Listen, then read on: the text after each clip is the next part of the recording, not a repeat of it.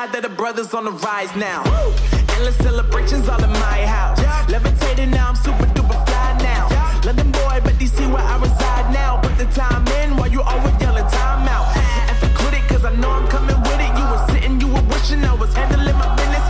Now I got the ball like Harry Potter playing Quidditch. And my business is humongous, you would think that happens in there. Damn man, I'm all that, yeah, I'm all that. Looking for that whip, yeah, that what you call that. I'ma blow up in the summer, have him yelling fall back. And I've always been ahead like an effing ball cap. Man, I came in the game like, whoa. Got a couple chains on me cause I like gold. They told me I'm the best and I told them I know. Cause when I'm in your town, every ticket I sold. Yeah, they saying I'm the man. Facts, bro. Facts, lot of haters. Tell me where they at, though. I'm the new pop, all I do is rap, though. Want me on your song, throw a couple stacks, yo. Woo! Everybody wanna do the same thing. Yup, that's why we ain't on the same page. Do my own thing, and I maintain. Flow like water, so I'm going mainstream. I'm going mainstream. Flow like water, so I'm going mainstream. Yeah, I'm going mainstream. Flow like water, so I'm going mainstream. I'm going mainstream. Mainstream. Flow like water, so I'm going mainstream. Yup.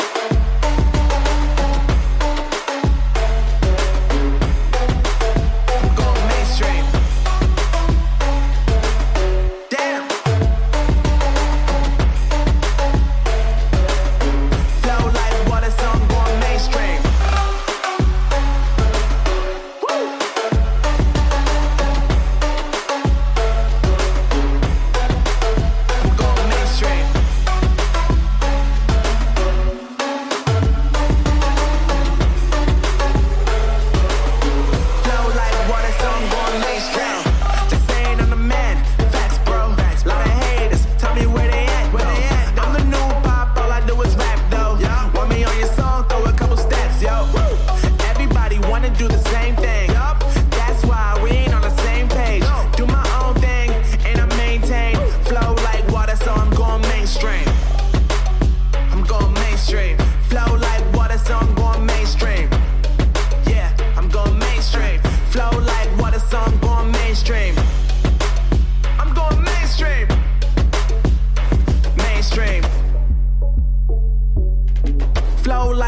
So I'm going mainstream.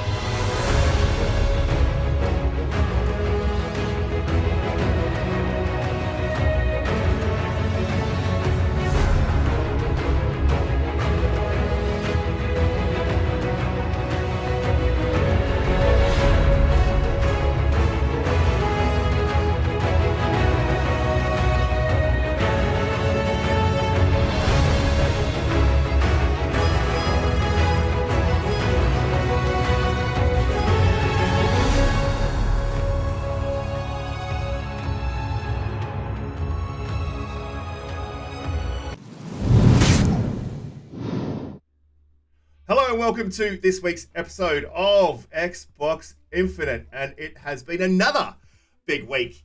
Halo Season 2 dropped, the Embracer acquisition, and there's many other things that happened throughout the week. But we have an amazing special guest this week. He is Halo royalty, coming from YouTube fame, with a massive 20,000 subscribers, which I believe he just hit recently. And one of our homeboys from Australia, Footed Ghost, mate. Welcome to the show. How you doing? What have you been playing? What have you been up to? Thank you for having me, man. Yeah, it's good to be here. I appreciate you having me on. This is an interesting thing. I've not done many podcasts or things like this. But yeah, thanks for having me. I'm keen for this. Awesome, man. Awesome. Well, welcome to the show. It's just like being in basically an Xbox party chat where we all talk shit about what happened through the week. Sounds good. And obviously, the panel, every week, you guys turn up, even if I'm running a little bit late and I jump out of bed about 5 minutes before the show. JediKnightPete, welcome to the show, mate. How you doing? What have you been playing? What have you been up to? Yeah, good mate. Yeah, look, season 2 Halo dropped, so obviously I've been concentrating on that. Lot to talk about today. Yeah, so glad to have Footed Ghost here. Congratulations, mate. 20,000 YouTube subs. Hey, thank Yeah, you, and mate. you deserve Appreciate every it. single one of them, mate. Your content is fantastic. No beating around Thanks a the lot. bush. Yeah, I love it. I mean, if there's just a quick 2 minute video you do, you just wrap it all up in 2 minutes. It's fantastic. Great to Thank see you, mate. everyone here in the chat as usual, supporting us. And yeah, risk it. Jack, Umbra, let's do this. Yeah, and I'll just say to the chat, welcome to a lot of the new guys that have come through to support Footed Ghost. We appreciate you having you here, and all of our old supporters. You guys come in every week and help us out, and it is absolutely amazing to have you here every week, holding down the chat. Jack, how you doing, man? What have you been up to? What have you been playing? How's your week? Yeah, hey, how you doing? I've been bouncing around a few things, to be honest. I was playing Halo for a long time, trying to get into season 2. I have sort of nixed that abortive experience as of this morning for me. But Trek to Yomi, I started playing a little bit. I really do like that sort of that sort of cautionary, love tale for all things Akira Kurosawa, directorially. So bouncing around a few things, seeing what the week brings, and I'm glad to be here. So glad to be here with all of you guys to chop it up. So glad to be talking with the chat. Footed Ghost, thank you for being here. You were told earlier, you are in effect Halo royalty. So we thank you for gracing us with your presence. And I'm looking forward. Man, but thank you. Absolutely, Thank you, man. yeah, absolutely Halo royalty, mate. Don't be what's the word, humble. I no need for that here. Lord it out, mate. Suck it up. Umbra, how you doing, man? I know you had a fantastic week, bro. You got something that click-clopped into your door. What else have you been up to? What else have you been playing? I don't know if you want to tell the boys what actually happened in chat. They might disown you, but go ahead. Yeah, well, I'm hoping nobody disowns me, but yeah, I've become a pony. I've clipped my last clop. Yeah, I finally got the PS5. Overpaid for it as well. So yeah, I did the dummy. But I still hold true that I won't buy a $70 game, so don't worry about it. But yes, I got that, and it's just been a really busy week for me. But like Jack just said a second ago, I played a bit of the Trek to Yomi, and it's okay so far. I haven't put enough time in to form a real opinion of it, I guess. And of course, I've been playing a lot of Season 2 of Halo. I'm enjoying it, although I have some issues and some critiques that I would want them to fix, but we'll get into that later. Ghost, it's a pleasure to have you on here, and of course, my cast and co-hosts and such, and host and Risk, always a pleasure to join you all. Fantastic. Yeah, well, look, I've been playing a hell of a lot. I finished off Mafia. I've been playing Alan Wake, Turbo Golf, as you can see on the screen, Trek to Yumi, NBA 22 2K, which is just I'm terrible at. There's some footage at the end. Hopefully we don't go that far. And yeah, it's been a massive week gaming for me. And then, of course, Halo Season 2. So, look, Halo Season 2 is going to be our second topic, and we'll leave that for the topic after. The massive news of the week was Embracer Group picking up Eidos Montreal, Square Enix Montreal, and Crystal Dynamics, the big one, and their IPs, which is Legacy of Kain, Tomb Raider, the big ones, Legacy of Kain and Tomb Raider, and they did make a point of putting Legacy of Kain up there as one of the IPs that they one of the main IPs that they discovered. So it's possible we might actually get finally a new Legacy of Kain, which is pretty exciting. Bit weird though that they picked it up for 300 million when you look at Destiny being picked up for 3.2 billion. It might be a bit of a steal. Jack, what do you reckon's going on there? I mean, yeah, we talked about it a few times, and obviously, you guys indulged my wacky conspiracy theories on it. I think the one that holds the most sense, obviously, anytime you get something like Square Enix, something of that size, that with a portfolio of that magnitude, trimming themselves like that, the logical conclusion is they're priming themselves for acquisition. So I think 300 million, the reason that shocked everybody, because it was a shockingly low number. You would think the Tomb Raider IP alone, without Crystal Dynamics, would be worth $300 million, given the success of that franchise since the reboot. It's pretty evident what it was. It was closed shopped. Obviously, you get something that cheap, it's almost incredulous. So I think the logical conclusion is that Square Enix is in negotiations with Sony for acquisition, and the most logical conclusion would be that a stipulation of that would be to offload some of the franchises and studios that, however successful we assume they would be, just financially weren't panning out for Square Enix, and oddly enough, that was Tomb Raider and Deus Ex, and a lot of those Western IPs. So they trimmed the fat. I think they're getting acquired, and those were cheap because I think contractually they had to be sold off without being just sort of surrendered to Microsoft. They were closed shopped, and I think Embracer just came in, and they knew they had all the leverage and the better negotiating position, and they got a great deal on it. And that's my theory on it. Copy that. Umbra, do you think that Sony's looking to buy Square Enix off the back of this Embracer Group deal?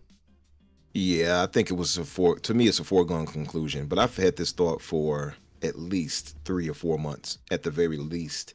In the spaces on Twitter, we've talked about this like at nauseum, really. And to me, it just made the most sense. I know some will say, well, it's no reason really for them to acquire Square because their games are almost de facto first party. But to me, I look at it a little different. And that's because I think getting all those games, including Final Fantasy, which is still, pretty damn huge if you really look at it, like as far as sales and things of that nature, and just its place in gaming.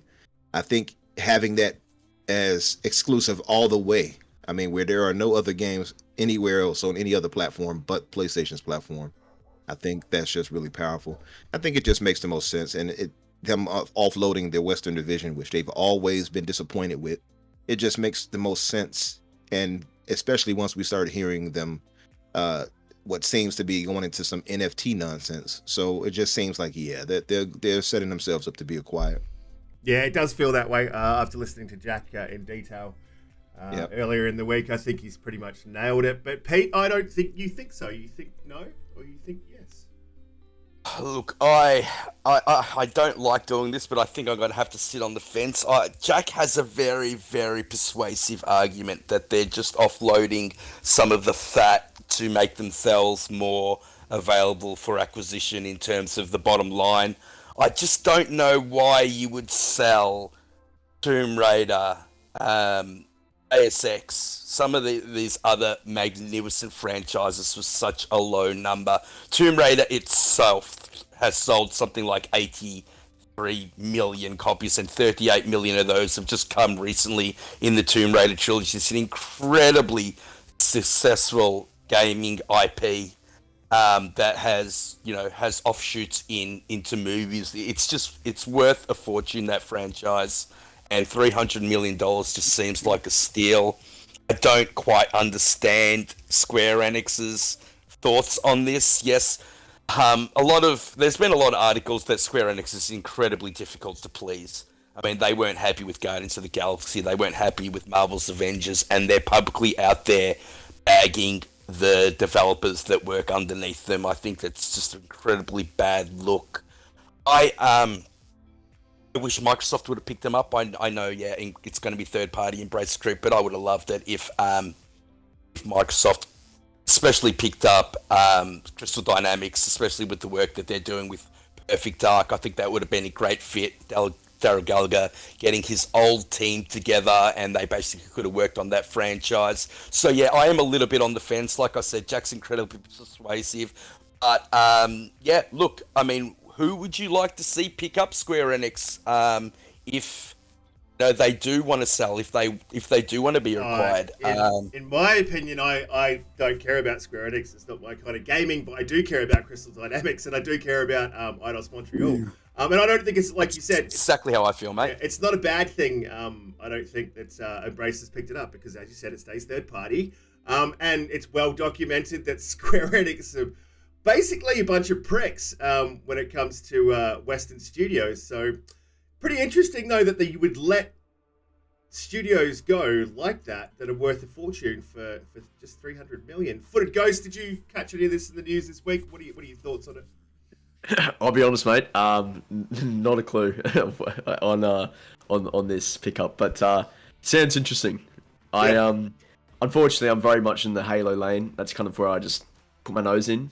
But I do kind of observe what's going on with the other games and everything else. But I really couldn't give you an interesting answer. Let's just say that.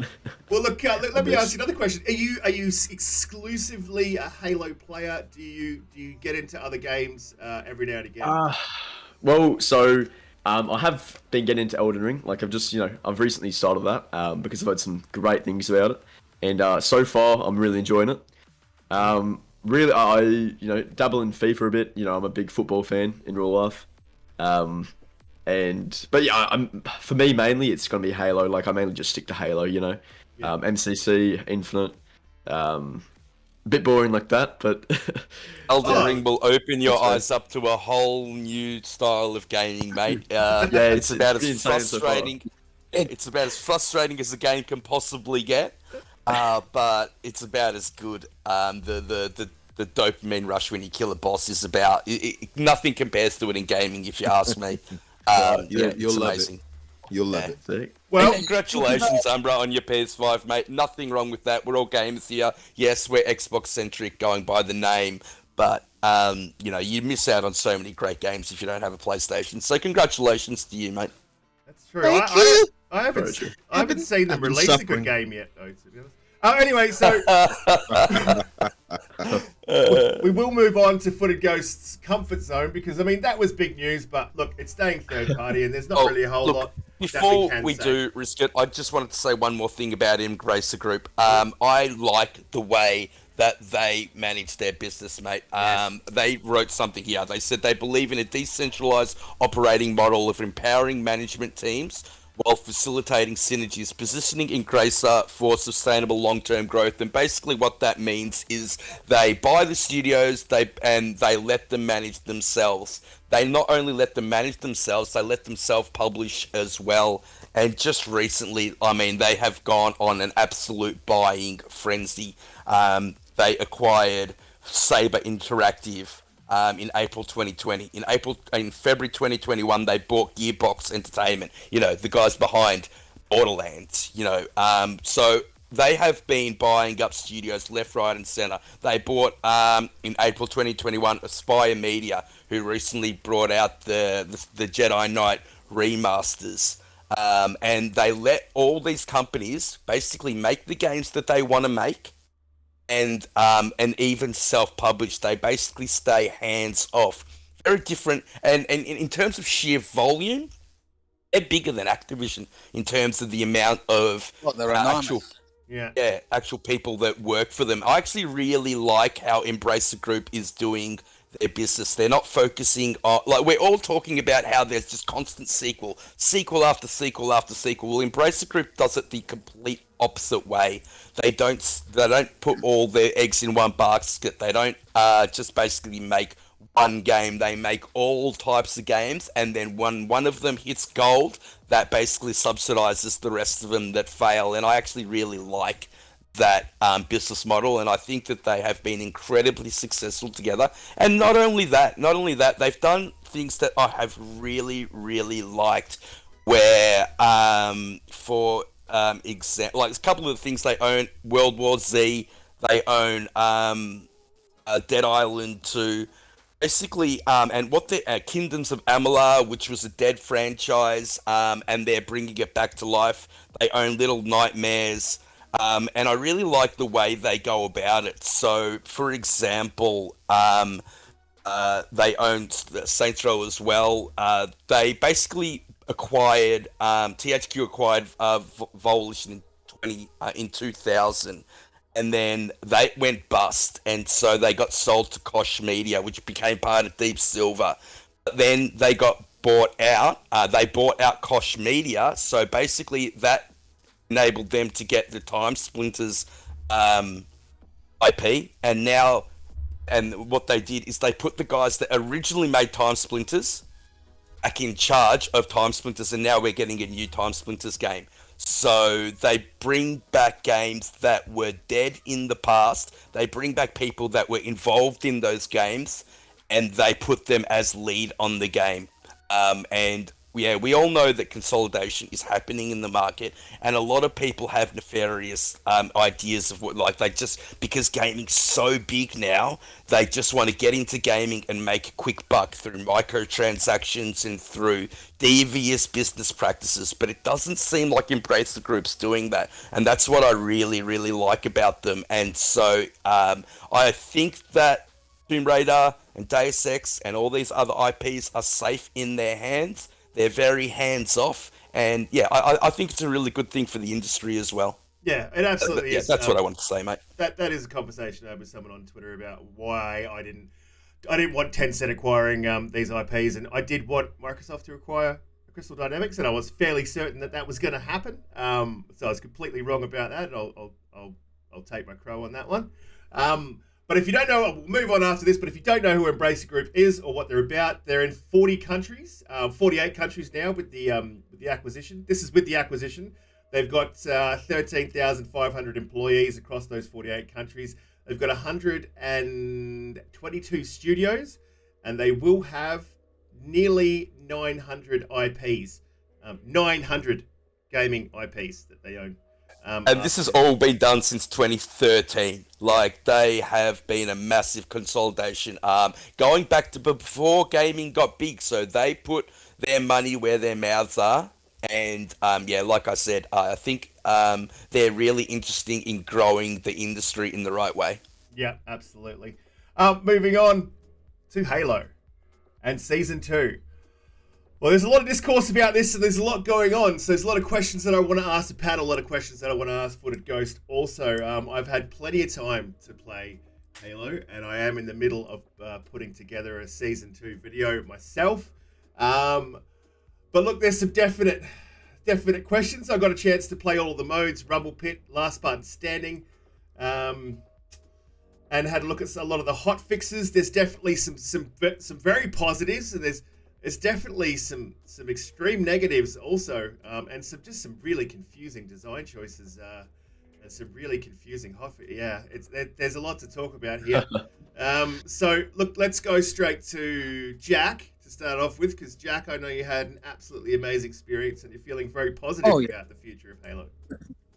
I am. Well, so yeah, for those of you that don't know, I'm a big Halo fan. I've always loved the franchise. My earliest memories on the original Xbox as a little kid involved staying up at a sleepover and doing nothing but beating that game on Legend. Halo has been such an integral part of my best gaming experiences. But the Halo Infinite, frankly, I'll be honest, I can't do it anymore.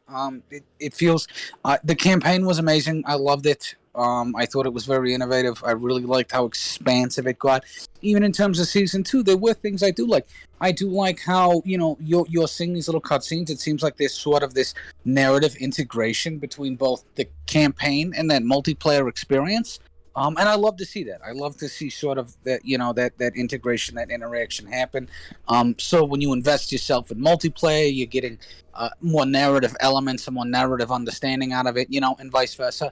That being said, I think post-launch, Halo did not deliver on critical things. And we've discussed this at length. The fact that we're waiting for Forge and co-op, that should never have happened. I don't care. That should have launched with the Halo game. That should have been there. This never should have been a conversation that people have had. Every time, and Umbra made a perfect point in the green room. It feels like they take a step forward, they make an honest effort, but then ultimately what they're doing is they're taking two steps backwards. The game, from connectivity errors to a flagrant lack of content for months and months. I mean, just the way that this game, this franchise has been mishandled, and in my opinion, bastardized by 343. I just, for a studio that was created from the ground up for the sole purpose of working on Halo and bringing the community this great franchise, it's egregious. It's horrible. I think the time has come to stop making excuses for it. I mean, you go on Twitter, you're seeing Janice Check, you're seeing everybody, they're taking things out that nobody asked for. They're adding modes that you can't see how it conceptually. I mean, Last Spartan Standing, I don't know how that got through the concept phase. if you play that game mode and you start off near the cloaking devices of the overshield, you have an intrinsic advantage. It encourages griefing and bottom feeding and engagement siphoning and hiding and camping, and everything that made Halo great, was keeping all of that in all that, shit in Call of Duty. And that shit has been brought to the forefront of Halo. I think it is awful. There's just so much that is problematic with it. The de-stinking, and I know Footed Ghost was bringing this up earlier. That is a major problem. It's awful. I don't think you can really make excuses for this game anymore. But I'm very intrigued to hear you all try. Well, look, I'm not going to sit here and make excuses. I'll add about the last Spartan standing, because I spent a lot of time in the last Spartan standing, and I'm going to have to agree that mode is not made for this staple Halo player. And there's definitely one thing, I won't give away too much of what I think. You guys will have to check out my video to see that, but I'll throw in a few nuggets. I think that they're going after the broader audience, and I think what they need to do is look after the fan base they have, solidify that fan base, make them happy with what you're giving them, and then go after the broad audience. When you've sorted out the base game, the desync issues, it's the craziness of taking out skill jumps, and no one asks you to do that. No one asks you, like Footed Ghost said earlier, to take out the Pelican glitch. Why are you wasting dev time on shit like that? The mind boggles, and I thought with Joe Staten that this wouldn't be going down, and I thought that maybe Bonnie Ross would be a bit more hands off. I don't know. Is she sticking her hands in there? What do you think's going on, Umbra? Yeah, I'm not too sure, Risk, honestly. And I feel Jack on a lot of that. I think we all do. Personally, I did enjoy Last Spartan Standing to a degree. I thought, I'm not a fan of attrition. I didn't like that mode, and I guess it's because I had to rely on other players, and if they died, well, the life pool is gone. So this is just a bigger scale, single one, like lone wolf version of attrition. That's what it is, literally. And I don't mind it, but he's right where it does encourage camping, because I've experienced it. It encourages camping. It encourages griefing. It encourages a lot of stuff that kind of deviates from the Halo formula. And also have them, like we've discussed a few times, me and Jack and even JediKnightPete, where those power-ups, those have to go. They have to do something with that, or at least give us a central section where they would respawn, something to that nature, something where it can try to break that up. Because if, as we discussed, if those pads launch in any spot specific to you, and you can kind of time yourself to them and know where they're going to land in that general area, if you get those things before others, you're just at an advantage, right out the gate. So I think they need to just change up some things. I don't dislike the mode. I dislike some things about the mode, I would say. But I think there's room for improvement, that it will make it actually a fun mode. I also wonder, too, if the map is probably a little too big for that. I think maybe a map like, I don't know. Hang on, if you watch on screen right now, guys, I just want to interrupt. The one flag map? If you watch on screen right now, you can see a desync issue right now. Like what happened to that rocket? Like, it's absolutely, I don't know. I actually clipped it and I slowed it down, and I cannot find that rocket. It's a desync issue. Sorry to interrupt. I just wanted to point that out, Umbra. Go ahead. No, you're good. You're good. That right there, I've seen that happen before. Like, not just specifically that, but other issues where you're like sticking somebody with a grenade, like Jack was talking about earlier, or just blowing them up and it doesn't actually do any damage to them. So I've seen that before. I was talking about Behemoth. Behemoth is the map where it feels like it's more of a 6. It should be a 6v6. Instead, it's a 4v4. And it's like a borderline between big team battle map and an arena. It really feels more like a big team battle. But I think if you did the Last Spartan Standing on that map, it might work out a bit better, because you're kind of forced to engage each other much quicker than you would. It stops the camping and such like that. So I think they just have to find the proper map for it, and I think get rid of those power-ups. Just get rid of them. And maybe even, I would say, I don't know, I'm not a big fan of the shock pistol, I'm going to be honest with you.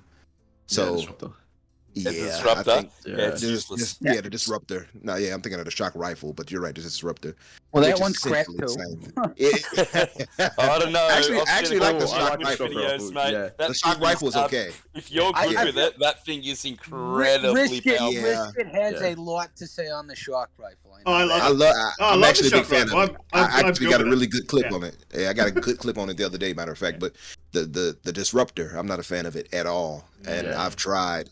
But I think just some changes would make the mode palatable as it is right now. Yeah, you gotta, for me at least, because I don't care for battle royales, so it's kind of something to. You feel like you have to force yourself through it rather. And then, like you said before, the whole lone wolf aspect where you can't bring friends in, it just makes it all the more anti-Halo. Yeah. Yeah. Anti-social very much. Absolutely. Look, great points, Footed Ghost. We'll definitely get your opinion. But before I do go to you, I just want to say anyone who's just joined us, we're talking Halo Season 2, obviously with Footed Ghost, Halo royalty. And if you are new here, please hit that subscribe button, hit that like button. We go live every week, normally at 8 p.m. EST or at 10 p.m. Australian Eastern Standard Time. Footed Ghost. 10 a.m., mate. 10 a.m. 10 a.m. is it? Yeah, you guys keep changing your daylight saving stuff. It's really annoying. I'll have a chat to ScoMo about it. Anyway, getting to Footed Ghost. What's your thoughts on Last Spartan Standing? I mean, my personal thing is it's not made for us. It's made to bring in that wider audience, and it's not terrible. And I agree with Umbra; it needs some changes. But yeah, how did you find it? So yeah, I agree. It wasn't probably made with the intention of catering to the core Halo fans. With that said, I think the mode is quite fun when people are not camping, playing it properly. When people are camping and sitting behind corners and rocks, that's when the mode becomes not great. That's where you start to notice that it plays really slowly. The danger zone barely moves until it's far too late. Now, some changes that I would make to make it far better would be bring the danger zone in far quicker. So I think as is right now, it doesn't move until there's like 6 people left or like 5 minutes left on the match. Yes. And and that's far too late. And what happens is people will camp. People will stay in the same spot for basically the entire match until that zone comes in. So all they have to do is just make that zone come in far earlier, and then people will be forced to move out of their spot and actually fight people. If that's the case, that would make the mode so much more exciting, and also much more exciting to watch, from a spectator's point of view. But yeah, and also I agree with the camo and OS. I like that they're on the map, but I just hate how there's so many of them. And to give you an example, yesterday I was playing, and I got into a showdown with someone, and I knocked his OS, his overshield, and then what does he do? He pulls out another overshield. So he was stacking overshields, and when you get to a point like that, there is nothing you can do to kill someone that has 2 overshields, Right. unless you just unless they are dog shit, right? I agree. I've seen it. So yeah, that's one of the biggest issues. They need to make sure that there's minimal power weapons in the maps on the map, and that it's fought over. That would make it much better, and also it would force people out of their halls. Yeah, it's like a So you can see central, central power ups, and then maybe That's right. Yeah, maybe if they stop the randomize, make it really obvious where that power up's going to drop, so everyone wants to get there for that. Yeah, that's a great idea, and bringing in the thing, absolutely great idea. Why don't you work at 343? That's another question. The one thing I would say about that Ghost, and I think that it's a fatal flaw with this mode that hasn't really been shown out yet, is when it comes in and the zone starts condensing and you die, you do end up spawning in the red zone. Yes, And you do. yeah, and I've actually died because they swarmed me so far out of the red zone that I just couldn't get back. And as soon as I got out, I got one-shotted and killed. And I do believe I agree, the zone needs to come in a lot quicker. But how do you then stop that flaw? I think that's one of the reasons why, that basically they have left it as it is, because they can't figure out a way around that. And I need to see how it'll work in actual play. Maybe But they can have Pete, like a Oh no, you go, man. You go. No, you're right. Go. There you go, Ghost, mate. Yeah, No, go I for said, it. maybe they should have like a 10-second invincibility. So if you spawn in the red zone, you've got 10 seconds to get to I want to say dry land, but like let's say to get out of the zone, you've got 10 seconds, and then you will start taking damage. So That's a great idea, actually. 10 seconds would give you plenty of time to get out of the zone, and also if you're in a bit of a pickle and you know someone's there, you can go a different route to actually avoid them, so you're not going to get one shot off spawn. That's a great idea, because that actually is a big issue that you just raised, and I think a solution would be some sort of invincibility for a short amount of time until they get out of the zone. But they can make it like 10 seconds. I think 10 seconds would be a good amount of time, because then after that, if you're not out of the zone, that's on your fault. That's your fault. That's true. And I mean, and that could be adjusted. I think if they did something like that, and 10 seconds was too long or whatever, and people were using it to they could move it around. They could shift it out. You could go up or down or whatever they needed to get. But I don't see why they can't move the spawn points as the zone comes in either. Why can't they? Can do that too. Yeah. One thing I would say, I think though, that in custom games, this mode will actually probably be really, really fun. I just think so playing, too, just playing online is a little problematic. But I think custom games, when we play this week, I'm going to see how it is. I'm going to test it out. Yeah, well, yes.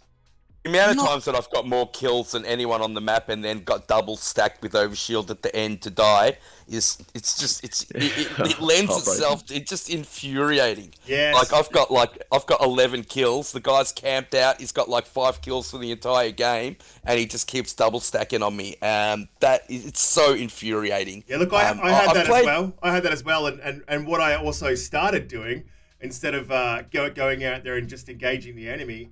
I was one of those guys who was basically playing as a scavenger. So I would not engage anyone, actively run away, and I would wait until they engaged in a battle, and then I would come in and mop up. And that was happening to me constantly. I was being shot in the back whenever I engaged in a battle. So, and that, just like you guys say, encourages people to hide and to wait in the shadows, and that's just poor play. I feel like a piece of shit. I won a few matches doing that. Exactly the same thing, Risket, mate. Yeah, I did the same thing because I was sick of going out there and putting myself out and playing the game that I think Halo's meant to be played instead of camping. It's not Call of Duty. And yeah, I don't like playing that way either, mate. I don't like playing that way either. But I just want to shout out to Bushido. I think he made an extremely good point in the chat. I think the fact that we have to talk about this is emblematic of. I mean, frankly, Halo now is the equivalent of like a burning third world tire dump. I mean, there's just so much shit that they have managed to fuck up at one point. I mean, it's the very fact that Pete's talking about. Well, this is we're talking about spawn points, gentlemen. We're talking about very rudimentary aspects of a multiplayer shooter, and sort of for us to wait 6 months, and to be handed this when the problems, a lot of the issues. We're not talking about weapon balancing. We're not talking about sort of the more convoluted and complex aspects, of the game we think would, ameliorate or modulate the experience in sort of, a better direction. But they have nailed the weapon balance. I'm going to say that they've pretty much nailed the weapon balance. It needs some minor tweaking. But that's what you think would be the hardest thing to do. So I agree with you, Jack. It's like, what? It's like Jedi said. I can't stand the change to the mangler. I can't stand it. I don't like how you lose your sidekick and get the mangler. Yeah. But I would say I think you hit it right earlier, Jedi, when you pointed out that the skeleton of Halo Infinite is solid. I think we can all agree there. The skeleton is there. Where it's solid and it's fun. It's fun to play. There's no question. Even the single player, I love the campaign personally. But it's just missing that content. It's missing a lot. I think we can all agree. But that leads me to what I was saying. Completely on it. No. Sorry. Yeah. I'll let you finish, mate. It is just a skeleton. But that leads me to what I was thinking, though. Yeah. That leads me to what I was thinking when I said before in the pregame, where I said that they have a small island or a small, I guess, city working on the next Call of Duty. Why isn't Halo getting that same treatment? And I know they had thousands of people working on it beforehand. Don't get me wrong, but that should be a constant thing when they're putting out a new game. I know you get it right. Obviously, yeah. I know it can be maintained by. They have 400 teammate developers there, so it can be maintained after the fact. But they should have a support system. And they've got certain affinity working on it as well, mate. So it's not just them. Yeah. So exactly. But they should have something for the main team specifically. And I think that would have stopped all of this. I think it would have prevented us from have to suffer this content drought. But I was going to say, Ghost, because we talked about this last week, where we were talking about the showcase that's coming up, and I had mentioned that I believe that Certain Affinity might be there as well to showcase what they've been working on. Yes. Have you had thoughts on that? Yeah, I actually agree. I've heard the I think Jez Corden, he was talking to one of the Xbox guys, I forget his name, and he was talking about the Randall PvP. Randall Thor. That's it. Yeah, that's it. And they were talking about the PvPvE mode that Certain Affinity were working on, and that's the the fabled battle royale apparently. And he says a few things about that and whether or not it's actually going to be like a true battle royale. And from what I've seen, from what I've heard, I don't think it's going to be. But it's going to be one of these things that is going to incorporate a lot of elements, from different, I guess, battle royales and also stuff from Halo. I do think we're going to get like a mini teaser for it, or even like a showcase of it In June, are you expecting that on the like? I think a teaser. Well, that's what we'll get. I agree. I think Microsoft typically like to drop a little bit of a nugget before about a month or 2 months before they do like to show something, and I think that's entirely possible. But I wanted to go back to the Mangler and how they've changed it and how it's your second weapon in Last Spartan Standing. And what do you guys think of the change now that you've actually got to use it? So basically now you need to shoot people twice and then bump them instead of being able to shoot them once and then bump them. I don't like it. It's terrible. Another thing they did. I mean, it's so difficult, and I know I'm coming off as just absolutely negative, and it's so. I not wonder. Just the Mangler, Jack. It's all guns, mate. So all guns melee drop has dropped 10%. Just to fix the Mangler issue, and I think that, like you said, Risket, that they've got the weapons right. I think that they had the weapons right, and now that they've done something to them, and they've also done something else to the BR where it feels different between modes. I don't know if you've experienced that, Ghost, or anyone else. Yes. Yeah. So that's a bug right now. I don't know how the hell that got through, testing and all that, but there is a current bug that's plaguing the battle rifle and Heatwave where sometimes you'll shoot it and it doesn't fire. Yeah. And it jams. So, yeah. I'm not sure how that made it out into the launch of the game. Maybe it's one of those bugs that just arose from the actual launch of the game, of the season, but they need to get that fixed immediately. It could have been a case where, sometimes they fix a bug and it'll cause other issues. It could have been something. That definitely could be. Like it's sort of. See, the weird thing is, because having been in the military, I thought, weapon jamming, that is an endemic issue. I thought, it's like, okay, that's fair. Like, that's realistic. I was like, if you've ever fired something like an M4 after going through like 30 blanks and the carbon. Right. It's a video game, Jack. It's not real life, mate. Guns don't jam in video games. I was almost pleased with that. I was like, that's just, and very realistic. Like, fuck, like this thing could jam, and but so I was actually cost me Last Spartan Standing match where I leveled up all the way to max level to the battle rifle, was going up against somebody, almost had the final kill shot on him, and my gun just wouldn't fire. That's terrible. Yeah, that's terrible. I had the issue actually, Jedi, where the map was closing off, and like you, I was trapped outside of it when it made me spawn. I had to run back, and when I got there, the guy was up top, and I was just trapped down below. I made it in there, but it's like nothing I could do. I respawned over the blue plasma pit. I remember that. I was listening when that happened. I was. Yeah, I ended up winning. Actually, I did, but I had 2 lives to this guy's 1, right? And I'm looking at the score. Yeah, and I think I had like 12 kills, and this guy had like 6 or 7. So I already know, he's been, in his little hidey hole trying to. I get it. All right, I think okay, I've got him by 1 life. I got the advantage, and then I don't remember what happened, but he got me the first time. I respawned over a burning industrial blue plasma pit, and I died. And then I'm thinking, I'm like, oh my god, it's one to one. Like, how does this happen? I don't know. It balanced itself out. I don't understand how half of this got through concept, let alone implemented. I have a very hard time envisioning a situation where you've got 8, 9, 10, 12, guys at like an obtusely long rectangular table, right, and a whiteboard, and they're talking about all the things they're gonna do, and then they're like, you know what, let's pardon my French, but let's shit fuck the mangler, no more cool jumps, we don't need that, it's. I'll be honest though.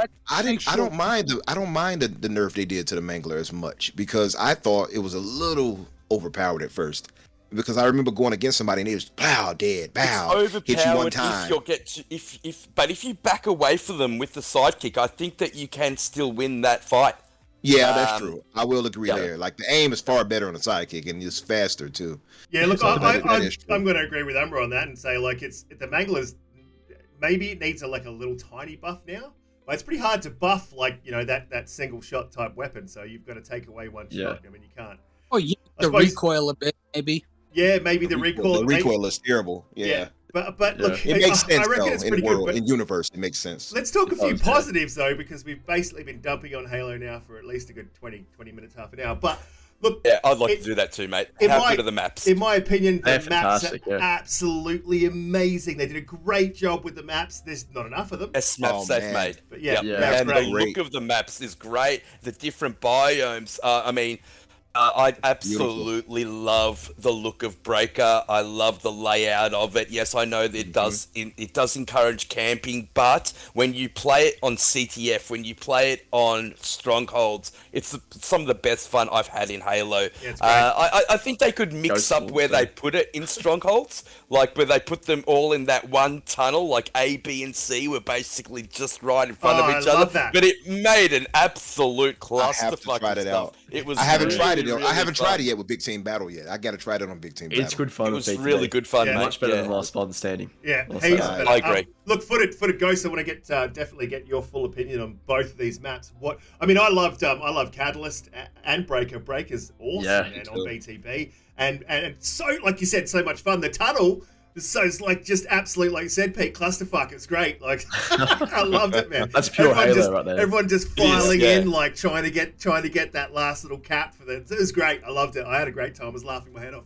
Footed. What do you think of these two maps? They've done a great job. I think as you guys have been saying, I think the maps are fantastic. They've done a fantastic job with them. In terms of Catalyst, I think it's the most beautiful map I've actually ever seen. Like, I don't know what they've done with it, the Forerunner aesthetic, the art style, everything that they've done with that map. It's just gorgeous. Seriously, I think it's the best looking map in the game. Yeah, the water, the overgrowness of it, the like abandoned feeling. So let me ask you all. Did you think?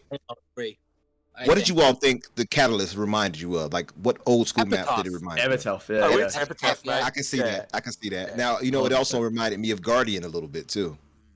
Oh, yeah, with a bit of the Bruni vibe. Because of the overgrowth, right, with the overgrowth from the vines and such. I can see that, yeah.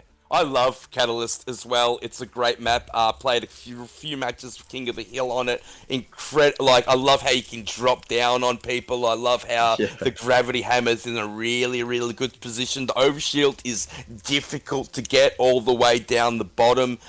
So you got that really good risk reward.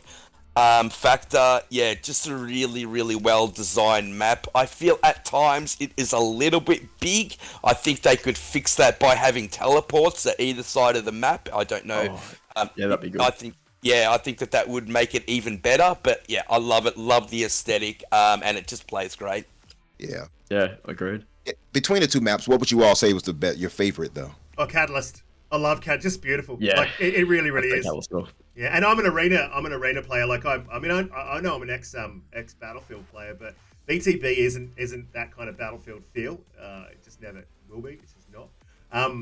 So I usually lend towards that type of style of gameplay. But when it comes to Halo, I want to be in that arena, and I just the verticality of it, the way that you can drop down, the way that you can escape, the way that there's just so many routes you can take to get. I mean, the bridge across the middle. I don't know if you guys have played King of the Hill with that map, but like when you get to that bridge across the middle and the doors are opening and closing and you're throwing grenades, they bounce it back.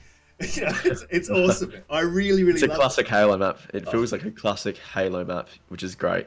I know, it's so disappointing going back to the negative, to like, they do something so good and you're like, Oh, It's been overlooked. Like I've barely seen people talking about like the positives of season 2 because there are just too many issues plaguing it right now. And once they get it fixed, I'm hoping we can start to shift back onto more of a positive outlook. But yeah, like the maps, they really did knock it out of the park with the maps. I think they are the best 2 maps in the game right now, if I'm being honest. Maybe besides Behemoth, but easily the best 2 maps in the game, I think. I love Behemoth. They've done a great job. Pete's you're not a big fan of Behemoth, are you? A lot of people. hate I Behemoth. really don't like in Behemoth. arena is not good. Yeah, Like, I mean, I don't play with like 6 it. players, I don't like the 6 v6. Banshee. The Banshee is a useless vehicle. I haven't really got to play with it since they fixed it. Look, Behemoth is great when you have a Warthog and a Ghost. When it has the Warthog and the Banshee, it's terrible. I hate it. Yeah. Umbra? You have to test it out now because it might be better. Umbra, you're about to say? Yeah. No, for me, I actually love Behemoth. I'm not gonna say I love. I like Behemoth a lot. I've seen most people, I think, said they did not like Behemoth. Most people I played with did not like it, but I think it's fine. I think though that instead of a 4v4, it should have been a 6v6. Yeah. That map is too big for a 4v4. They also removed Behemoth from ranked because people just knew where you would spawn and they'd snipe you as soon as you spawned. Yeah, it didn't work well for ranked at all. But casual, social, it's good fun. Mm-hmm. You know, 6v6, it's good. We had somebody, holy fuck, in the comments. I know him. He's a good man. He said, when are we gonna get a big team battle snow map? And I agree. Yeah. Oh, I can show you guys. Hang on, I can show you guys a leak if you want. Hang on. Please do. We're always down for that. I will drop it in a second. It's actually, if you guys remember Avalanche from Halo 3, it's a remake of that. Oh wow! Oh, awesome. I actually watched your video on that. That's the thing that we talked about on the show quite a while ago. That with the lack of maps, the lack of content, and when we knew that season 2 was only going to be 2 maps, like why can they not just go back and remake some of these classic maps? There's the dev time on that's got to be a hell of a lot shorter. You've got the bones. I mean, obviously you've got a grapple hook, right, that you need to account for, and maybe add in a little bit more verticality into some of these old classic maps from 1, 2. I mean, Blood Gulch, you don't need to do anything with that map at all. That's Blood Gulch. Like, you're exactly right, mate. Yeah, why can't we have these classic maps, like, just re-put back into... You know when Forge comes, there's going to be fan-made maps that are just the old school maps, man, and they're going to be... Call of Duty do it all the time, mate. They just bring back all old maps. I don't understand it, Risk it. You're exactly right, mate. I mean, how many nuke towns have we seen in Call of Duty? It's clearly it's not that difficult of an endeavor. It's disappointing that we haven't gotten it yet. I agree. I think the sort of, just like Risk said, the dev time on that has got to be, borderline negligible compared to everything else we're seeing. So yeah, it's disappointing, but I think obviously in the future, my theory on sort of when we're gonna get like Avalanche, this new sort of snow theme map, I think that'll release in conjunction probably with like campaign extensions, I would imagine. I don't envision it sort of just kind of launching without it when there's no real sort of environmental impetus to do that with what we've seen from Halo. If they had to bring that's what I'm thinking. You dropping? If they have to bring back maps. Sorry, for the Ghost, you're saying you're dropping that link? Yeah. So take a look at the what I just dropped in the. I wish I could show the chat. I don't know how you can show the chat, but basically, if you look at the general chat, that's the map there, and it is actually snow. So from what I'm hearing, this will drop in season 3, and then the only problem I have is there's a lot of rocks that might stop a bit of vehicle action, but I've heard it's quite large and quite open, and there's grav lifts both sides, very much like Avalanche, and it looks interesting. Yeah, looks good. Looks really good. And that's a UNSC ship right there, right? Yeah. Oh, I see it's crashed. I see it's like folded. That's right. Yeah, I'm trying to drop it into the chat right now, but it's extremely difficult to drop it into the chat. Looks dope. But if I had to have my say, I think some maps I know that will work well, even with the bigger aspect that they've been using in Halo Infinite, is something like let's say Sword Base from Halo Reach. The verticality. Yeah. Hey, Ascension would obviously work for the arena part for it from Halo 2. What's another one? iMuffin's got a really good question in the chat. He's got, what is a good cut of meat to smoke? Brisket, mate. Yeah, brisket's usually the go. We don't normally get into barbecuing on the channel, unless it's got to do with Halo, but they don't have flamethrowers. So yeah, a brisket's probably a good one. Moving on. Sorry for the ghost. If you don't know, Risket used to be a professional chef, so yeah, I'd go with you. All right. Way back in the day. Way back in the day. So a question close to my own heart. Well, if it's too expensive, iMuffin, you can just steal it, mate. And run. Anyway, moving on, guys. Back to what we're talking about. There's another question I want to ask. We know the maps are good. The maps are amazing. What could they do to bring some more content in? Release Forge, or just do the old fan-made maps? And that leak that you're talking about there looks absolutely amazing. I would be super keen for that, man. That looks brilliant. And if they literally start drop podding, that's another question I wanted to ask you. I've got a lot I wanted to ask Footed Ghost. Because me and Pete are a bit loggerheads about this one. We both interpreted it slightly different. Yep. So now, look, we'll go with drop pods. So drop pods, Joe Staten said, and the way that I interpreted it is that they will start with hot fixes, the drop pods will be, and eventually they would like to get to content. Pete's saying that it's likely to just only ever really be hot fixes, and he sees it as unlikely that we'll get content drop pods. What do you think? So I think for the first, maybe first 2 months, I'm expecting just hot fixes. But I think maybe for the third month of Season 2, we should get, some content with the next drop pod. Then again, 343 could surprise us with some content in the first one, but I wouldn't hold my breath. From what I've heard, though, these drop pods won't just be hot fixes. Like, Joseph Saden did also mention that, yes, there will be content, and whenever 343 have anything ready, that includes content, they will get it out the door to us. So starting Season 3, but Footed Ghost. Season 2, for the first 6 months, are basically just going to be bug fixes and hot fixes in all drop pods. Then Season 3, they're going to open it up, and content can be included in it. But if you actually look at the poster for Season 2, it basically says drop pods will just basically be bug fixes. Yes, Season 3, they'll open it up to content, but I mean, that's still 6 months away. I'll be honest, that's how I interpreted it. No, okay, yeah. I can see why he's saying that, because the roadmap very much what is I think it's like a hand holding up a I don't know if it was a screwdriver, something like that. Yeah, that's what it looked like, and basically next to that it wrote bug fixes and hot fixes, so right next to it, it's actually on. Yeah, it specifically says that. I can see them dropping content later, but I think that this is so much for them to work on in the meantime, that I just don't think they're going to be able to add content into the drop boxes until they fix all these problems that have arisen. So, but going back to you, Footed Ghost, you still do believe that it's. I do think we will get content. It won't be large, won't be massive. It will be small amounts of content that will come with these drop pods. But I don't expect to see any actual content from the drop pods until maybe halfway through Season 2. But I would love to be surprised. All I'll say is this: I've got a very good feeling that Infection is going to launch alongside Forge in September, or maybe even October with one of these drop pods, because in the testing, or from what I've seen, I've got a really close leaker friend, I guess you could say, who plays a lot of the stuff that's not actually in the game right now, and he showed me footage of Infection, and it's coming along very, very nicely, and that was how Infection worked in Season 1. So apparently there's a whole new build of it in the Season 2 update, and he's gonna let me know how it goes, but from what I've seen, it's almost ready, and I think I do expect to have that with Forge, or maybe a month after Forge. But it's not something that will come in Season 3. Yeah, a lot of talk that Forge will launch with something alongside it. And I watched your video on that, Footed Ghost. Really well put together, mate. Thanks, mate. I recommend it for everyone to go back and watch Footed Ghost videos on Halo. They're amazing. There's no filler in there. They're straight to the point. Really well done.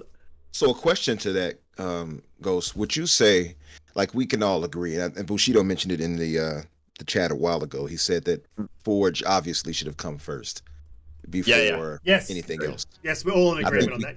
Yeah. Now, I would say obviously it's being the biggest Forge it is ever been, and the most expansive and everything you can do. obviously it couldn't come out faster than anything else because there's so much work that had to be put into that. Are you planning on actually like utilizing it? Because that's my one regret with Halo is that I never actually dived into Forge to really create. That's the one thing I regretted. I feel Well, like what about that's a good question.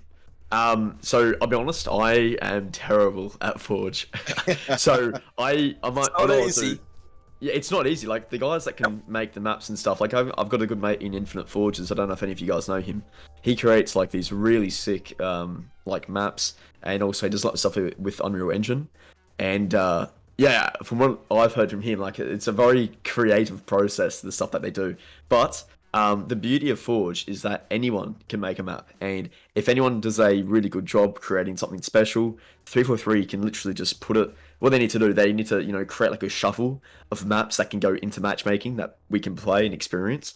They have done that in the past though with the MCCs. They've done that. That's right. Yeah. So something like that would work very well with Infinite, but also I think just with the way this Forge is going to be, and from the leaks I've seen, Halo Infinite's Forge is going to be exceptional. Like the stuff players will be able to create using the Forge is going to be insane. Like Forge will get the game. I think the Forge will be like the second revival of this game, I guess you could say. Yes. Or like the main revival of Infinite. And does it not like just absolutely spin you out? Like, I mean, that's a very Aussie thing to say, but absolutely spins me out that it was not a primary focus to bring something that is a like, even for season 2, like a primary focus. I probably almost would have shit canned the maps and brought in Forge, because that's constant content that could be put into the game. So yep, community does all the work. Community, like 343 could just step back, let the community go to work.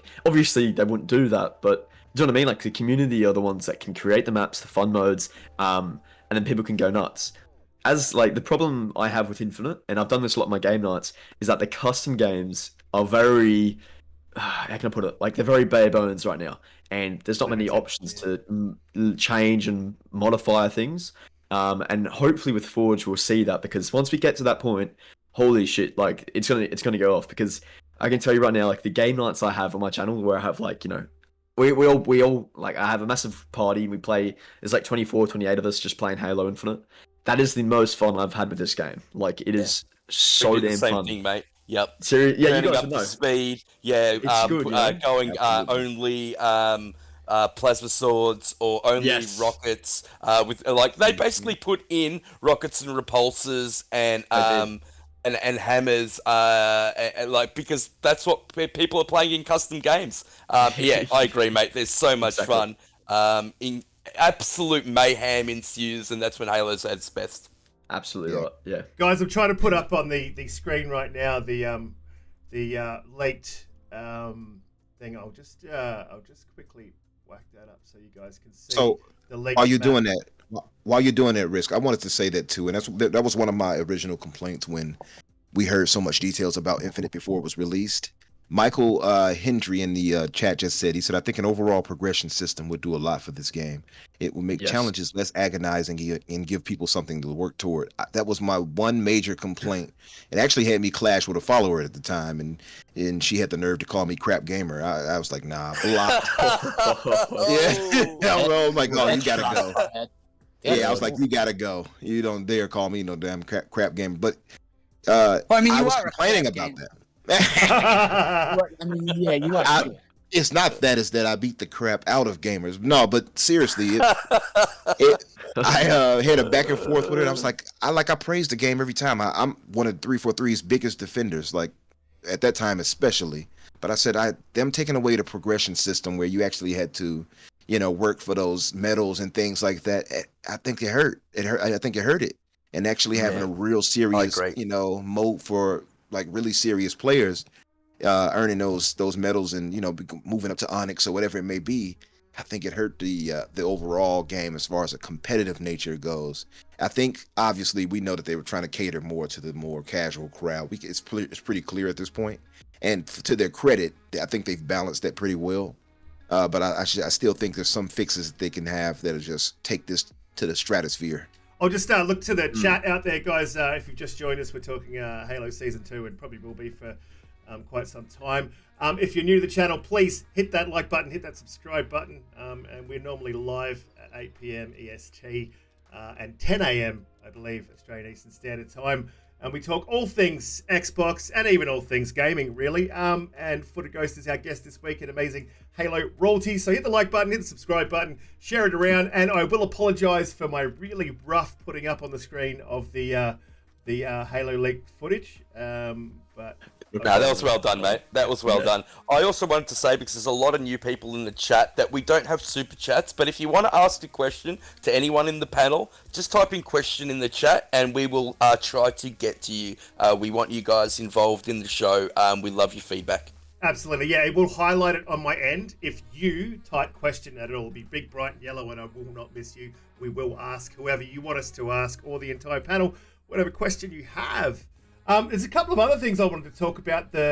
We've briefly touched on the modes, mostly Last Button Standing, but we didn't really go into the modes. Now, I was under the impression they didn't bring back Team Attrition, but they have stacked it in the Quick Play playlist, which, look, I'm going to be honest, pisses me off because I love that mode. I know Umbra didn't like it, but I'd like to have access to it and play it when I wanted to, and I don't see why we don't have just basically a playlist outside of Quick Play where we can just tap into those modes individually. I don't think that's a very hard thing to do, and I don't see why they haven't done that.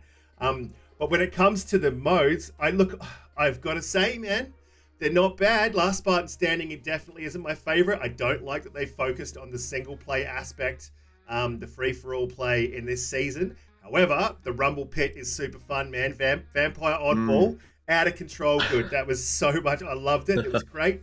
Riskit put a video up of him getting like a triple or an overkill with the vampire ball. Looks incredibly fun, doesn't it, mate? It was super fun. I loved it, man. Vampire ball is actually pretty fun. Yeah. Actually, I enjoyed it. There's definitely some positives. There's definitely some positives in these modes. And King of the Hill, pretty well done. How I will say this is the one thing, and again, I've gone into I will go into detail on this in my video later. Hit the like button, subscribe button, you'll be able to see that. But it's poorly balanced in some maps. I don't think they've thought about it. It feels like it wasn't even play tested in launch. I think it's launch. The one that has the CTF and you've only got one flag. You play King. You play King of the launch site. You play King of the Hill on that. And you get spawn. If you're not on the actual King of the Hill spawn, you've got one chance to get it, and then if you don't get it, that's it. You'll get spawned at the other end of the map, and there's no chance to get it. And that makes it really kind of frustrating and not fun to play. But I think other than that, it's a pretty fun mode. I enjoyed it. When you guys get a chance to play King of the Hill. I enjoy it, mate. Yeah, I enjoyed it. Me and Jedi actually played a match. Yeah, we did, mate. Yeah, it was pretty fun. Yeah, it was pretty fun. Well, I've always only played it on what's that map, Pete, that we played on? What is that? I keep forgetting the name of these. We played a couple of times. We played on Catalyst, then we played on Launch Site, I think. Right. Yeah. You know, it was Live Fire. It was Live Fire.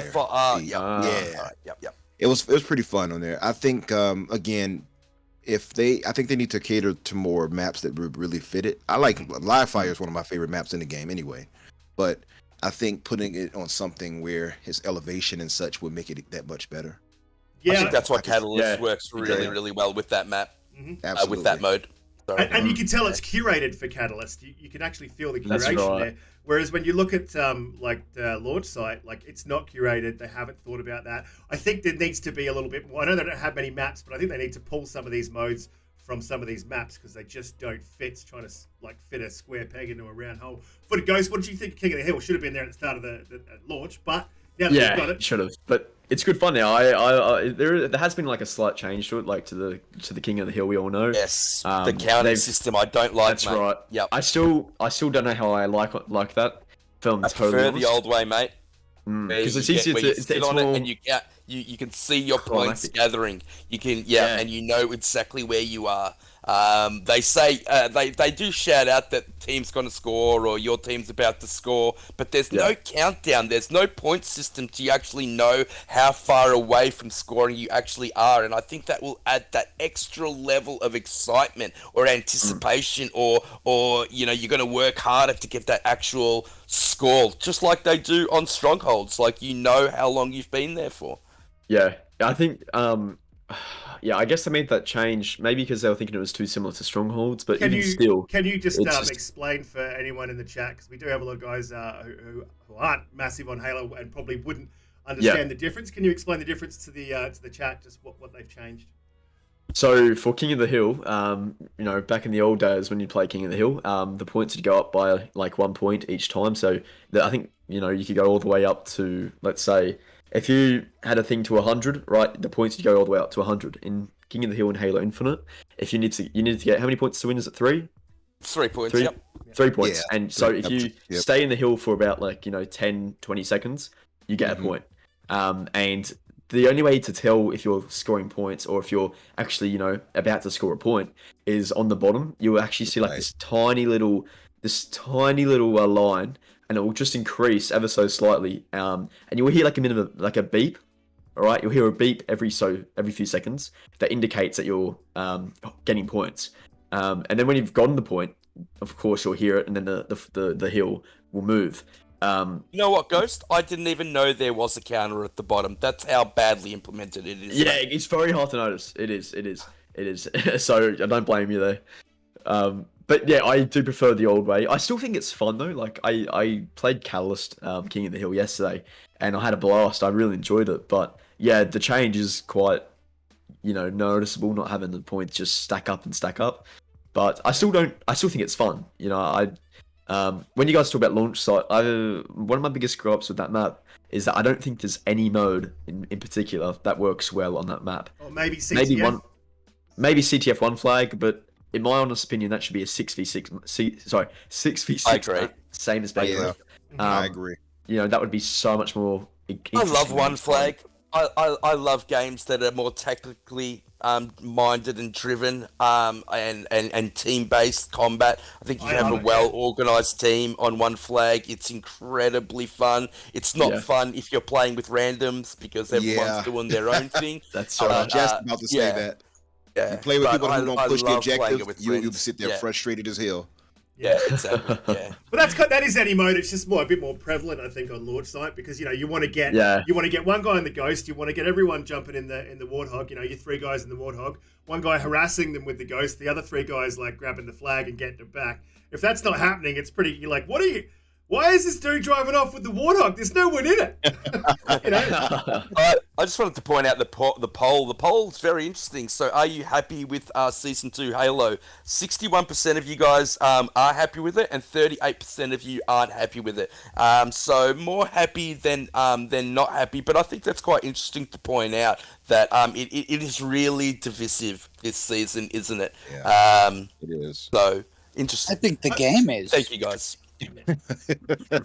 Yeah, the game too, I suppose. You know, but you know, I think they have an opportunity to right the ship, and it's sad that we have to have this discussion again. It's it's the flagship for Xbox. It should not be a question that there should be all hands on deck, so to speak, for this, where they get this fixed and sorted out. And like we all been saying, even those in the chat, bring these classic maps back. Give us something while you work on these new maps to bring forward. And I know they had to have a little outline of plans for maps that they've been working on for Infinite. Drop all of that. Drop them in here and just create new maps later on, for all I care. Drop everything. Land grab's ready to go, Umbra, but they said they're not bringing it out until the next event comes out in a month's time. I don't see why that couldn't be in there day 1, season 1. I agree. Drop it in this one. Drop it in this one now. Let's talk about that. Look, that's one of my bugbears of this season, this event that they've dropped in. I'm not I don't like to play Halo like that. I like to play Halo in an arena match with my mates in a party, and I think that's generally what most Halo players, I'm going to speak for everyone, like to do. With this, and there's some really cool stuff in this event, like that sniper rifle, the pistol coatings look amazing. I love it, man, love it. But you have to play Last Spartan Standing to get it. And look, they did talk about this, I think, in their patch notes, or their notes, from season 1, or season 1 learnings they called it. It was like a 31-page learning thing. And one of the things was the lack of an XP-based leveling system. I'm really hurting for that, man. I want to see that happen, like an XP, not objective based, because there's a lot of times you just see people focusing on the challenges that they have to do, and that's not how you should be playing the game. It's a bit Call of Duty. Jack, what do you think of that leveling system? Do you think it's a little bit overdue? It's interesting. I mean, you've probably noticed I've been a little muted so far. It's everything. I think, we're talking, I mean, the exact verbiage being used is, we could see a rebirth of this game. This could be the second coming of, I think the fact that we have to even talk about that friggin', 9 months in the game. At this point, I think that whatever they would do with challenges or a battle pass or however, it's just such a tertiary problem at the. I don't even think it's to allocate even sort of a fraction of focus towards something like that, thinking that that's gonna sort of remedy the overarching problem. Yeah, it needs to be fixed, but I think I'm not trying to be infectiously pessimistic. I'm very tired of, every time we talk, for the last 6 months, every time we talk about Halo, it's, well, this could fix it. Well, this could fix it. Well, we could get the second. I mean, at this point, I'm more or less just kind of, I'm done hoping. I'm done speculating. They're going to do what they want to do. I think based on what we've seen over the last 2 months, it's clear. And I think Footed Ghost made the point perfectly. And Pete did as well coming off of it. I think it's very clear where they're prioritizing, your sort of traditional OG Halo players like us, and sort of vis-a-vis the casual market. And I think that a lot of what we want to see, a lot of the places we're rooting our hopes and ambitions for this game to, achieve, because it does have a ton of potential. It absolutely does. I think it would be folly to suggest otherwise. That is the frustrating part, yeah, absolutely. I feel like, frankly, I think we're beating a dead horse. I think Halo, at least, I'm not saying Halo is a franchise, but I think at least this iteration of the game has a lot of potential that is not only not being realized, but is being woefully, sort of circumvented, I think. So I understand that's just one of a litany of problems. I wouldn't put it in my top 5. I think it's just such tertiary concern. Yeah, it would help a little bit, I guess, to address it, but I don't think that it's remotely sort of the next the focal problem. My question's more based in you're locked into a mode to achieve or to earn these. Look, I said it the other day. We've got to play a game that we're getting pissed off with to earn things in the game that are inconsequential that we may not use because we're not playing it because we're getting pissed off with it. Footed Ghost, what's your opinion on the? I just found that pretty funny. Well, I mean, I'm going to keep playing and I'll never stop. Like at the end of the day, I'm with you, Hale. I'm with you, Risk It, mate. Yeah. I'll get back. I do want to say something, but I'll let Footed Ghost speak. Yeah, I think it's one of those interesting things, isn't it? Like I see a lot of I see a lot of negativity about Season 2, about the future of Halo Infinite, and I do worry, especially as a Halo content creator, I worry all the time about, what's going to happen to this game. Is it worth pursuing and focusing all my content on this? Will anything go from here? I still have faith in this game that it's going to be something insane one day. Me too, mate. I still just can't believe it launched in the way it did. They had an extra 12 months to polish and get things ready, and they still didn't have Forge, Co-op, and all these other modes in the game. So it makes me think and it makes you wonder, what the hell was the state of the game, in 2020? What were they going to release? Just thinking about it. Just thinking about it. Released? Yeah. Were they going to release 2 sticks and a stone, and that would be it? You'd be trying to. I guess what they would have done. Seriously, that's how. That's the question that is emblematic of where this game. I mean, we are wondering now if they would have done, and I think it's very clear. I think you're right, Footed Ghost. I think look at 2020. That was something that a flagship first-party development team sat around the table and said, "Yeah, fuck it, we'll give it to them." Until there was backlash. Everybody's talking about, the game's got good bones, it's architecturally sound. I mean, I think I believed that up until about 8 o'clock this morning, Mountain Time, US. I think at that point, Yeah, look, I'm going to cut you off here. Look, Yeah, we're I've talking many- about the challenge system, I've guys. many- Let's get back to that. I've many times said that, and I still believe this. It has really good bones. Like, it's It does, yeah. really fucking solid, and that is the problem. Like, if it came out and it was trash, you wouldn't worry about it. You'd be like, oh, well, That's you know, right. it's trash, and they fucked it, and 343's done. But they came out with this, like, really solidly boned game. Well, as Umbra put it, they came out with this game that has a great skeleton, but they didn't put any flesh. There's no meat on it. It's got a great skeleton. It's got great bone structure. Jedi, I wanted to you get went- back yeah. to the challenge system, mate. And Panda just jumped in, so this is a good point to bring it up. She was trying to do. We were all playing community game night last night, as we generally do in Australia and New Zealand on Friday and Saturday nights, and she had to do a certain challenge for Last Spartan Standing. We were having a great time playing BTB and all the other modes, but she felt like she had to drop out to finish her challenge because she really wanted to get the skin and the stance for this week because it looks really cool. So so I don't like how that she had to feel that she had to leave in order for her to get that stance. Like, I don't like how they're pushing you to do certain modes in order to level up. And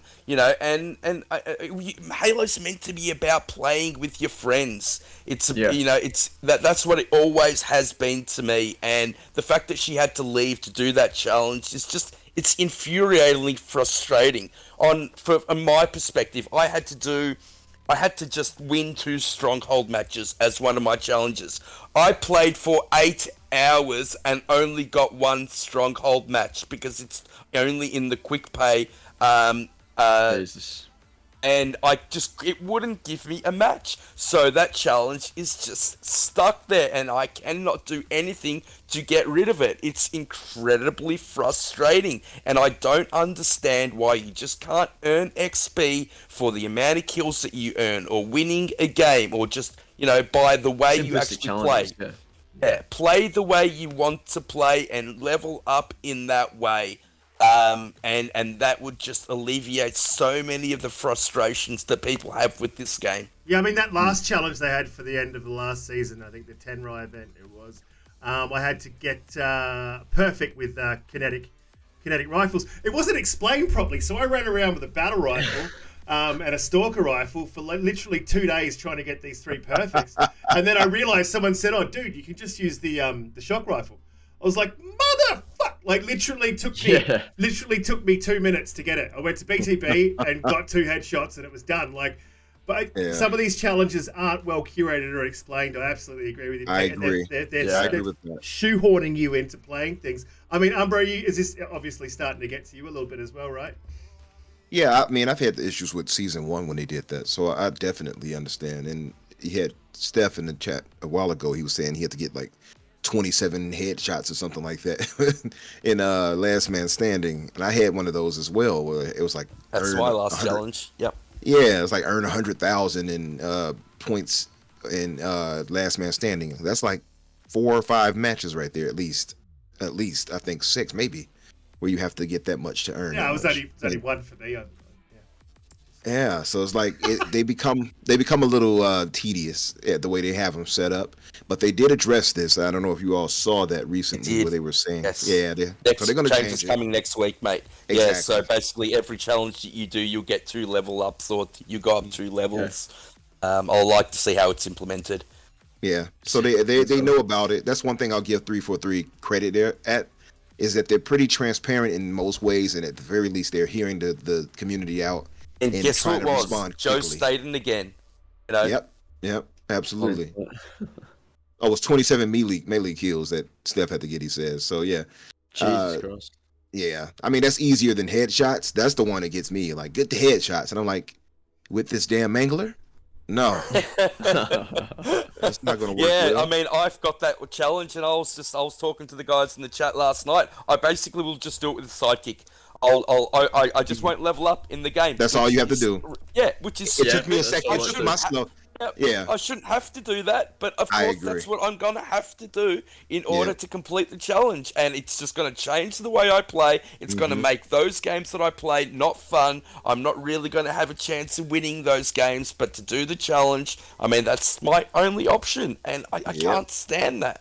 And I Ghost, learned that the hard way. It took me a minute before I realized, like, oh yeah, I could just wait, and then so Ghost, yeah, I wasn't too bright. I actually missed this whole they're going to be bringing an update that Jedi mentioned. So Ghost, Jedi, what is the update? What are they actually doing? Oh, well, Ghost made a video about it, so I'll let him explain.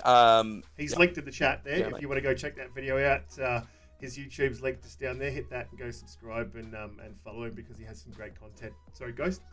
Thank you, mate. Are you guys talking about the update yesterday where they spoke about the challenges and all that? Yes, That's it, mate. yeah. Yeah. So, there was a massive issue with the challenges not tracking when players left last spot standing. I don't know if you guys experienced that, but if you left the game early, players wouldn't be receiving the XP.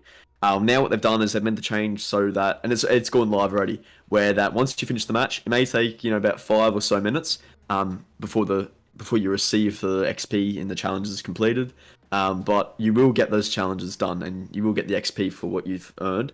The only problem is that they actually have to wait until the match is done, for every player. So you can jump into another game, but you will still get the XP for that previous game, if that makes sense. So the system have done it, it's a bit odd, but players won't straight away see their XP. And that was the big concern that players had. But it's safe to assume from this point onwards that you will get that XP. Everything that you've earned in that match, you will receive. It just may take a little bit, a little bit of time, a little bit of patience. And then they also made a change to, of course, as you guys said, the battle pass. So that one challenge will now unlock 2 tiers of it.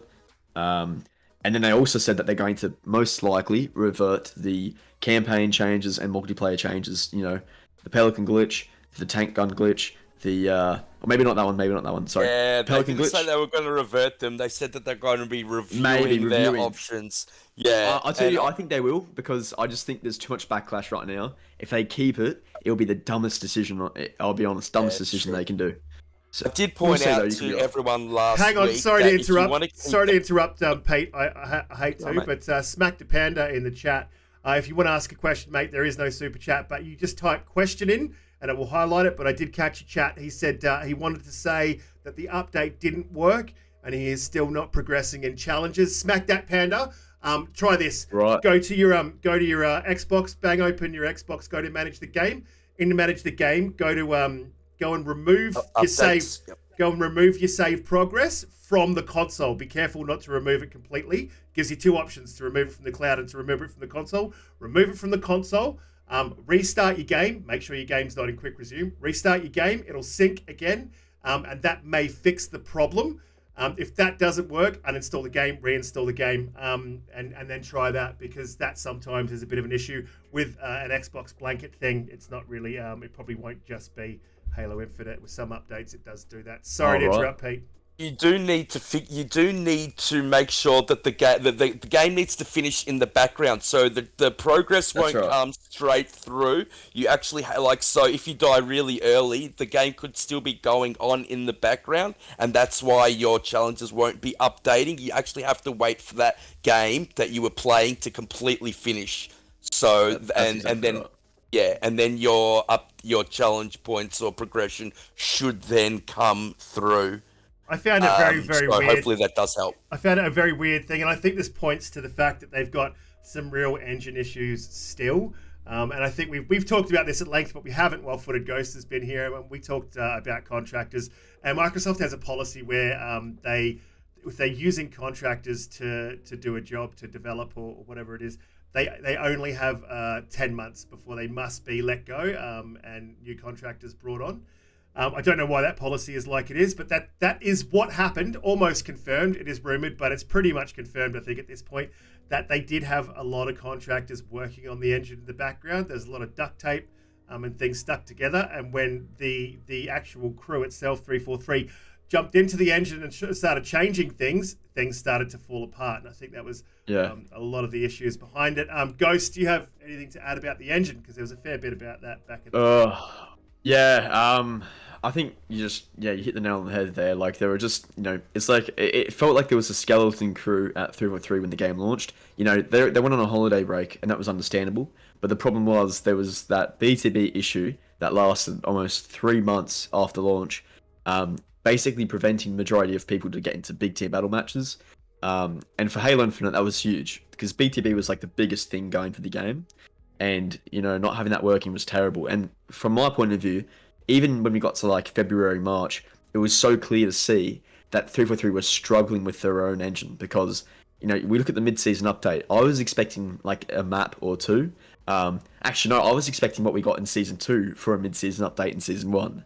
And we got hot fixes. That was it. So when I saw that, I was, I realised that, oh shit, this engine is not in a good state and 343 mustn't know how to operate it that well because it's been created by mostly contractors who are no longer at the studio. So anyone that they bring in now or hire in now, they have to take months to train, and which is why everything's so delayed.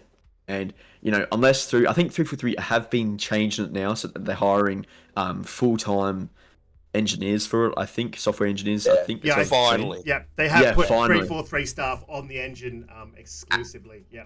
Yes, and I've heard that. That's an important. I'm sorry to interrupt. I'll come back to you, but that's a very important, a very, very important thing to note when you talk about management, when you think about development. That Bonnie Ross didn't have the know-how to know that the engine's probably one of your most important things that you want to make sure you're all across. Because if that doesn't work, that's your base. That's the your slab, foundation. Yeah, for your house. Like that's. And just to point out something that engine has caused a problem with, like so in BTB when you would play, once they finally got it working, if you were in a group, like playing with all your friends, they wouldn't show up as green, like so they would be like so who's in your team. Only the 4 people that you spawn with would show up as green, and then they finally fixed it about halfway through season 1. So anyone that you were in a party with would all be green, so where your teammates are that you're playing with. Now season 2, it's broken again. So something that they've done is it actually Yes, it's broken again. Oh, you're kidding. Yeah, and I mean, it just shows how poorly implemented this engine and how duct taped together this engine is, and things like that are just incredibly frustrating. Like, crazy. Doovie in the chat, off topic, and look, I'll go through everyone in the panel. Because I know Jack's sick to death to talk about Halo, so this might give him a little bit of a bright in his day. Question, without knowing everything about Starfield and Vegas, was taking bets. Who wins Game of the Year at the Game Awards? Well, I'm saying Halo. No, I'm not. I'll say this: if Starfield, if God of War comes out, which it's not, I don't think it is this year. If it does, then God of War is probably going to be it. If not, it'll be Starfield. I don't think it'll be Elden Ring. Umbra, who do you think? Well, I'm still leaning towards Starfield. I mean, the pedigree is there. It's just to be seen, and I loved Elden Ring. I still think it's obviously the front runner for Game of the Year right now, but I think it did suffer from a bit of overhype, to be fair, and that's not to take away from its greatness. It's a great game. It's probably one of the best games I've ever played, but I think the pedigree behind Starfield is going to be crazy. I expect it to really take that title by the end of this, and I say that too because there are plenty of games who won game of the year that didn't get all the accolades of whatever other game. So that doesn't mean anything that just because Elden Ring got all of these 10s and 9s out of 10s and such, that doesn't really mean anything necessarily as far as game of the year goes. So I'm still leaning towards Starfield, but it's to be seen. Absolutely. Jack, what are your thoughts on Game of the Year? I mean, it's too early. I had to go at Nib about this, calling Game of the Year. Doovie, but I'm doing it because you asked me the question. Jack, who do you think? I agree with you. It's too early. I think from what we understand, Elden Ring's obviously a very strong contender off the back of its success. But it's so successful now that, Amazon is in talks with expanding the Elden Ring universe. We can assume that is a television adaptation of some sort. I still think Starfield is going to curb stomp the living hell out of anything that you put up against it. It's like Umbra said, the pedigree's there. it's Bethesda. Bethesda irons out their bugs. So I'm very confident about that. I think you can look at the commercial success and of everything they've done.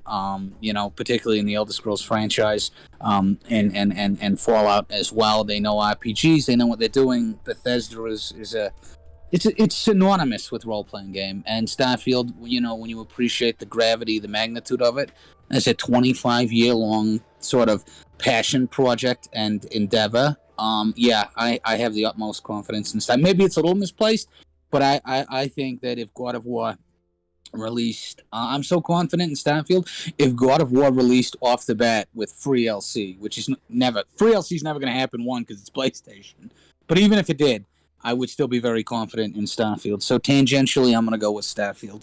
Copy that, Pete. Oh, look, I am going to go Elden Ring. The waves and the ripples through the entire gaming industry that leaked to basically the whole entertainment industry as a whole that Elden Ring caused will just will win Game of the Year.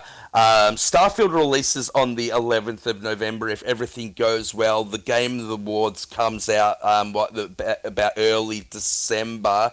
They usually pick a couple of weeks before so that means they're going to have 2 weeks to play the game the size that is 4 times bigger than Skyrim.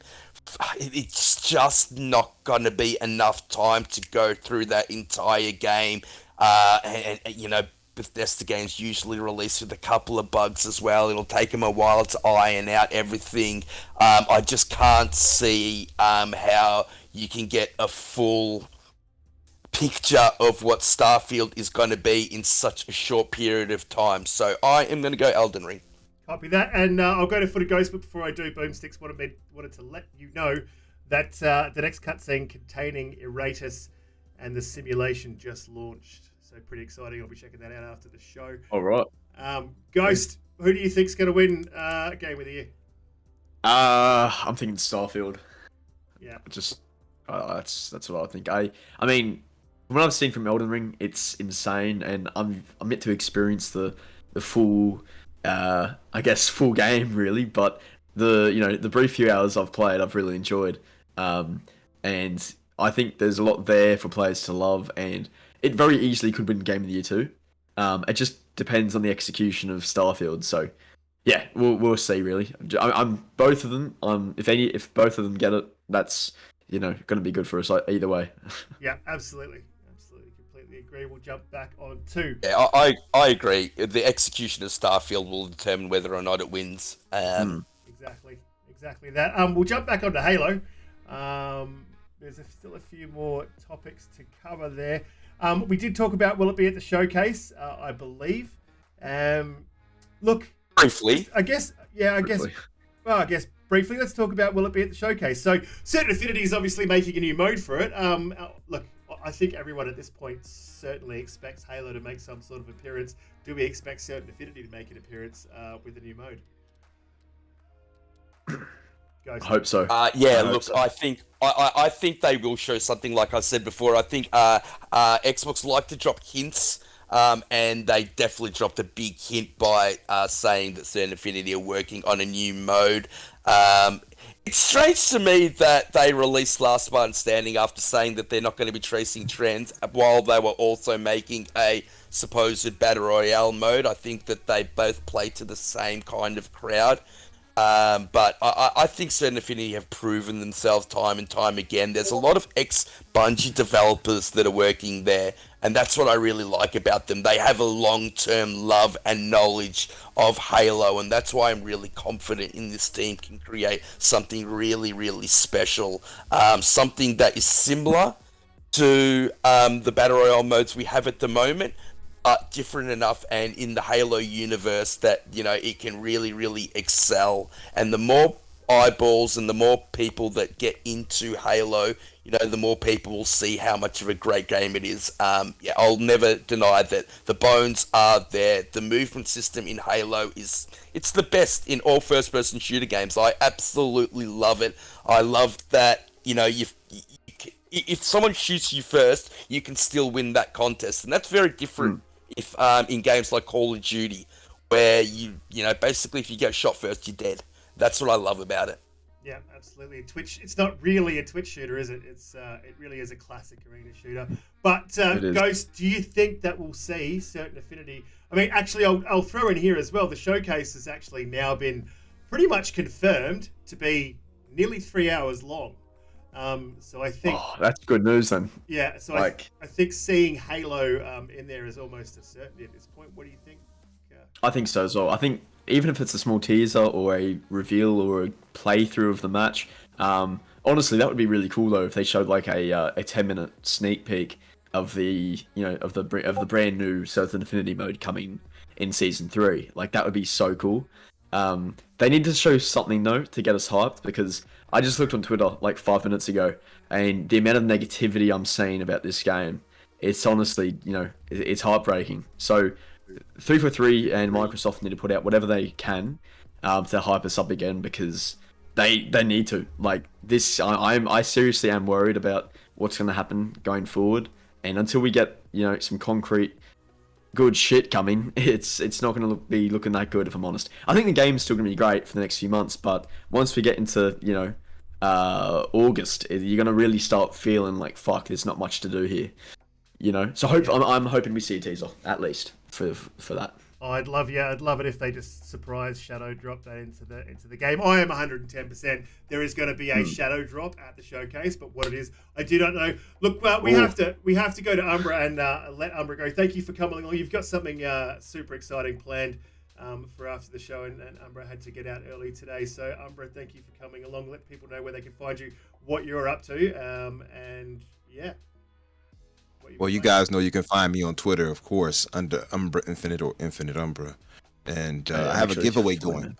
Yeah, thank you, brother. And it's a pleasure to have you on the podcast with us. And I have a giveaway going right now, if you all don't know about it. So be sure to check my timeline out if you want to enter into it. And I'll be doing it all this month. And then finally, we should have announced this too, guys, by the way. On June 12th, we're going to have a watch party for the showcase, and we'll be giving away a big prize for that. And we're going to give the details of how you can win that coming up. So we want you all to spread that word once we put it out. Of course, I'm going to get back up on track to Yomi, and I'm playing some Halo probably if I'm not dead ass tired by the time I get back from this movie. And yeah, that's really it. And I will talk with you all later. Fantastic, mate. Sure, mate. Crazy, man. He's going to go watch the new Doctor Strange movie, which I completely... Yes, sir. Ghost, did you have to get out here as well, mate? We've still got how are we still talking about Halo? Or? We've still got some Halo to discuss. You guys. Yeah, I'll stay on for like another 15, 20. Catch you, Umbra. We just want to make sure that you get your outros done, mate, and let everyone know. Have a good one, Umbra. Absolutely. So look, I think there's a couple of last topics. Bushido, welcome in. How you doing, man? Welcome back to the show. Yeah. Oh, we just got upgraded from Umbra to Bushido. Yeah, we got the real Umbra. We got a real Umbra. Welcome to the show, Bushido. Just quickly, we'll kind of move along because I know you've got a short amount of time for the Ghost. So TV show. What are your thoughts on the TV show? Talk to me. Okay, so talk to me. There's a lot to be said here. Kwan, holy fuck! I don't know who thought. I can say a lot here. I don't know who thought Say it all. It'd be a smart idea to make an episode just focus on her or for a Halo show. I want to know who or what they were smoking, because holy shit, that was the dumbest move for a Halo show. Like I seriously can't even believe that they did that. Even now thinking about it, it was you could look at that episode 7 and you could have told me it was any other sci-fi show and I would have believed it. Mystics, Sand Dune shit. No real emphasis on the Covenant Spartans. You saw Chief in this freaking vision, and my favorite bit, he was actually punching Kwan, and I hate that character so much. So that made the episode. That's what a lot of people on Twitter agree. But yeah, so but there are parts I like. Right, episode 5 had a lot of action, and I loved the action scenes that carried the episode. A lot of the dialogue is just kind of awful. If I'm being totally honest. I like Halsey's character. I think the actor's killing it for Halsey. She's doing a tremendous job. Yeah. She's kind of carrying it on her back. Chief, I actually like Pablo as Chief. The only problem I have is that they didn't make him look exactly how Chief should look. You know, a lot of scars on his face. You know, he looks too clean to me. But yeah, and Mackey being a freaking, you know, a human with a covenant, stupid decision, but they did it for budget reasons. Yeah. You know, but there is so much I can get into really with this, but all I'll say is that the action is solid from what we've seen so far, and if they can do more of that in episodes 8 and 9, I'll be happy. I just want to see more of Chief being a badass and not Chief, you know, showing his Chief can show his emotions with the helmet on, but he doesn't have to take the helmet off. Yeah, Moss cheeks. Oh my god, the arse cheeks every single episode. You know, we've gone a few episodes without it, but God, yeah, that's exactly what's lacking out of episode 7. Not enough arse cheeks. So you know that was shocking. You know, what did you think about episode 6? Because I thought it really. I haven't seen 7, and I don't mind just spoiling it because I'm not really too worried. But I thought in episode 6 it turned a corner. No, that's cool. Right, it started to turn a corner.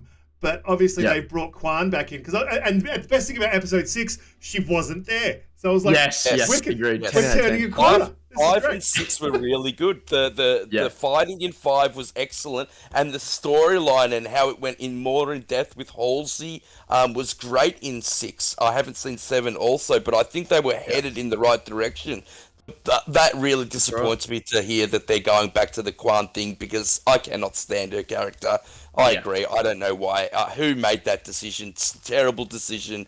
They just need to write around the show. I actually wouldn't mind seeing more of the female Spartan. I can't remember. I actually wouldn't mind seeing more of her story. She's kind of badass.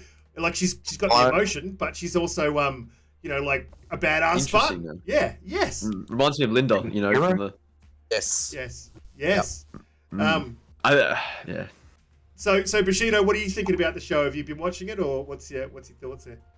Man, he stole everything I was thinking.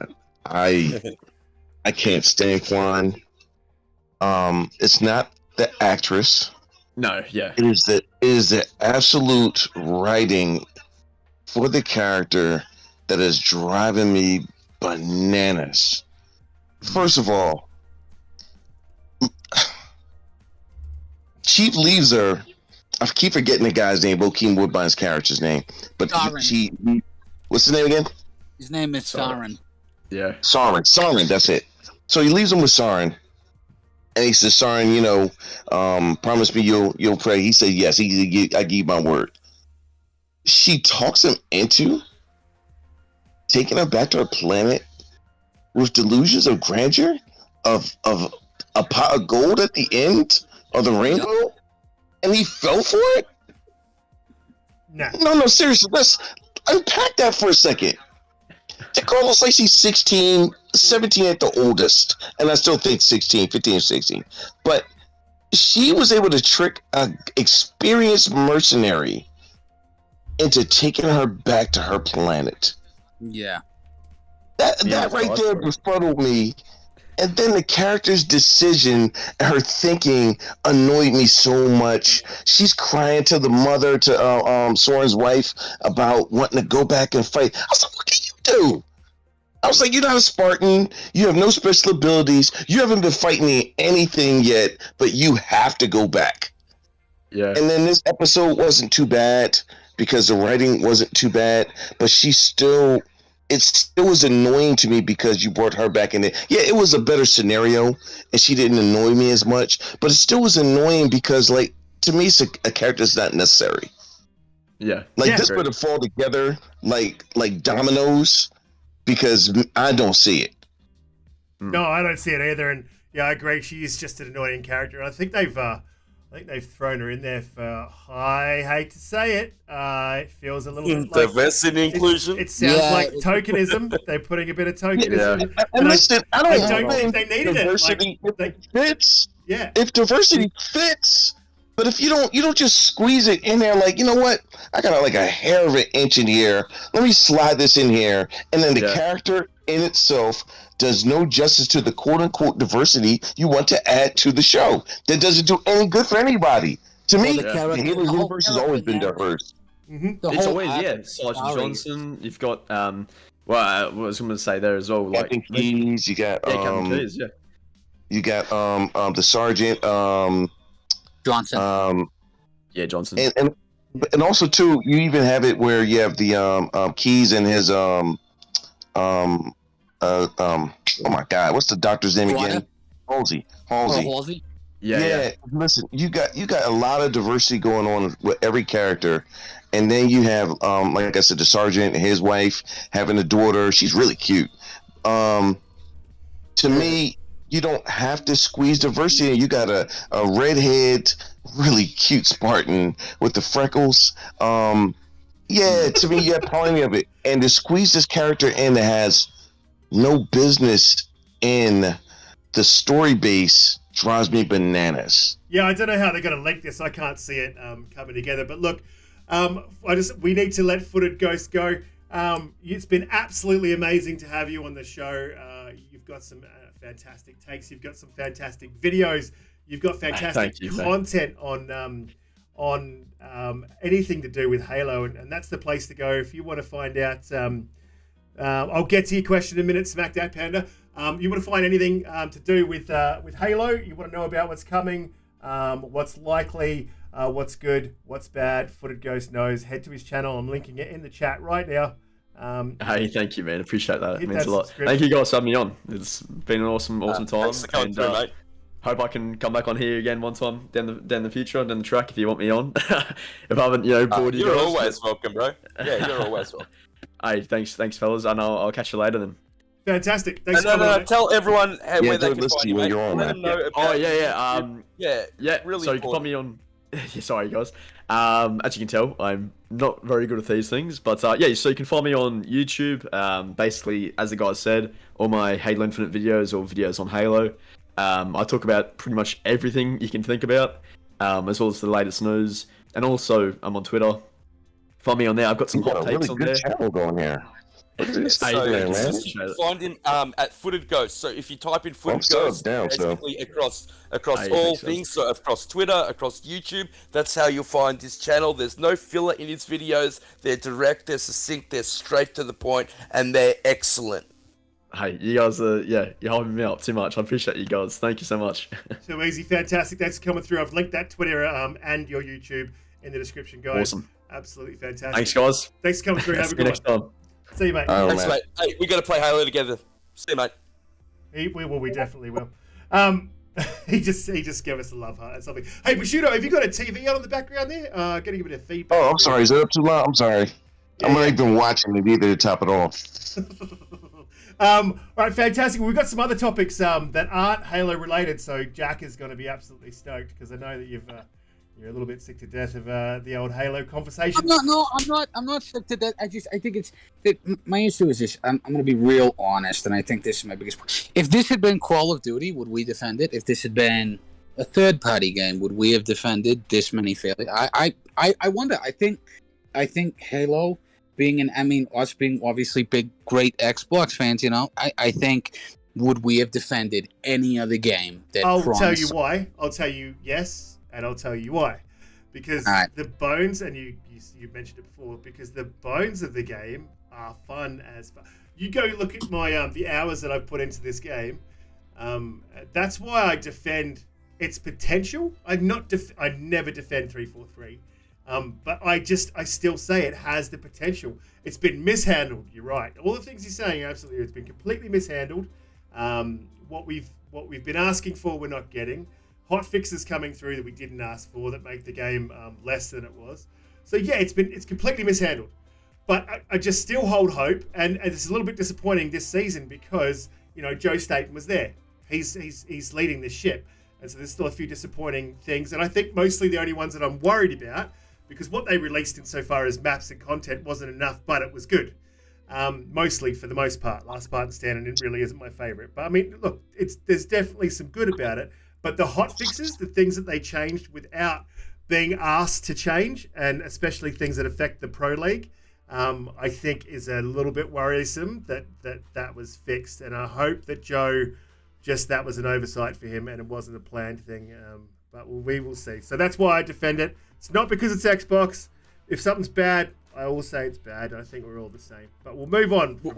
We played a lot, don't we, Riska? And do. at the end of the day, our community game nights are always great fun while playing Halo. But I wanted to get to smack that Pandas question. Yes. Because, it is ridiculous, mate. The amount of times that I've meleeed somebody and it's just basically gone through them, and it's acknowledged that because it's made the sound that I've hit them, but it does absolutely nothing to them. It's infuriating, and those desync issues are one of the main problems with the game. And Footed Ghost was the first one. It was the first thing that he brought up during his chat with us today. That desync issue is the main issue in the game. It feels like the game is constantly pushing against you, working against you, and it really, really needs to be solved. Yeah, absolutely. It's 110%. I think everyone is experiencing the same issues. Danny GG, welcome to the channel, mate. Hit the like, hit the subscribe, guys, if you're just joining us.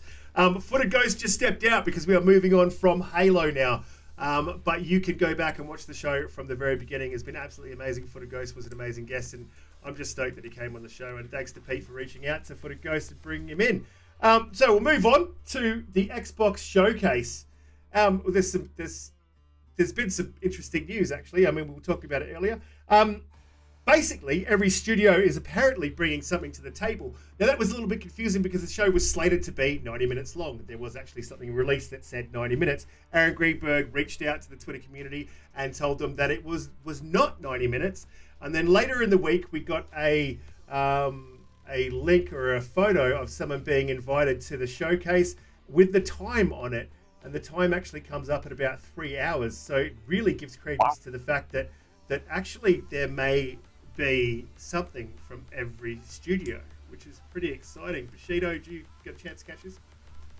Yeah, I was talking about it inside of our Discord too, guys.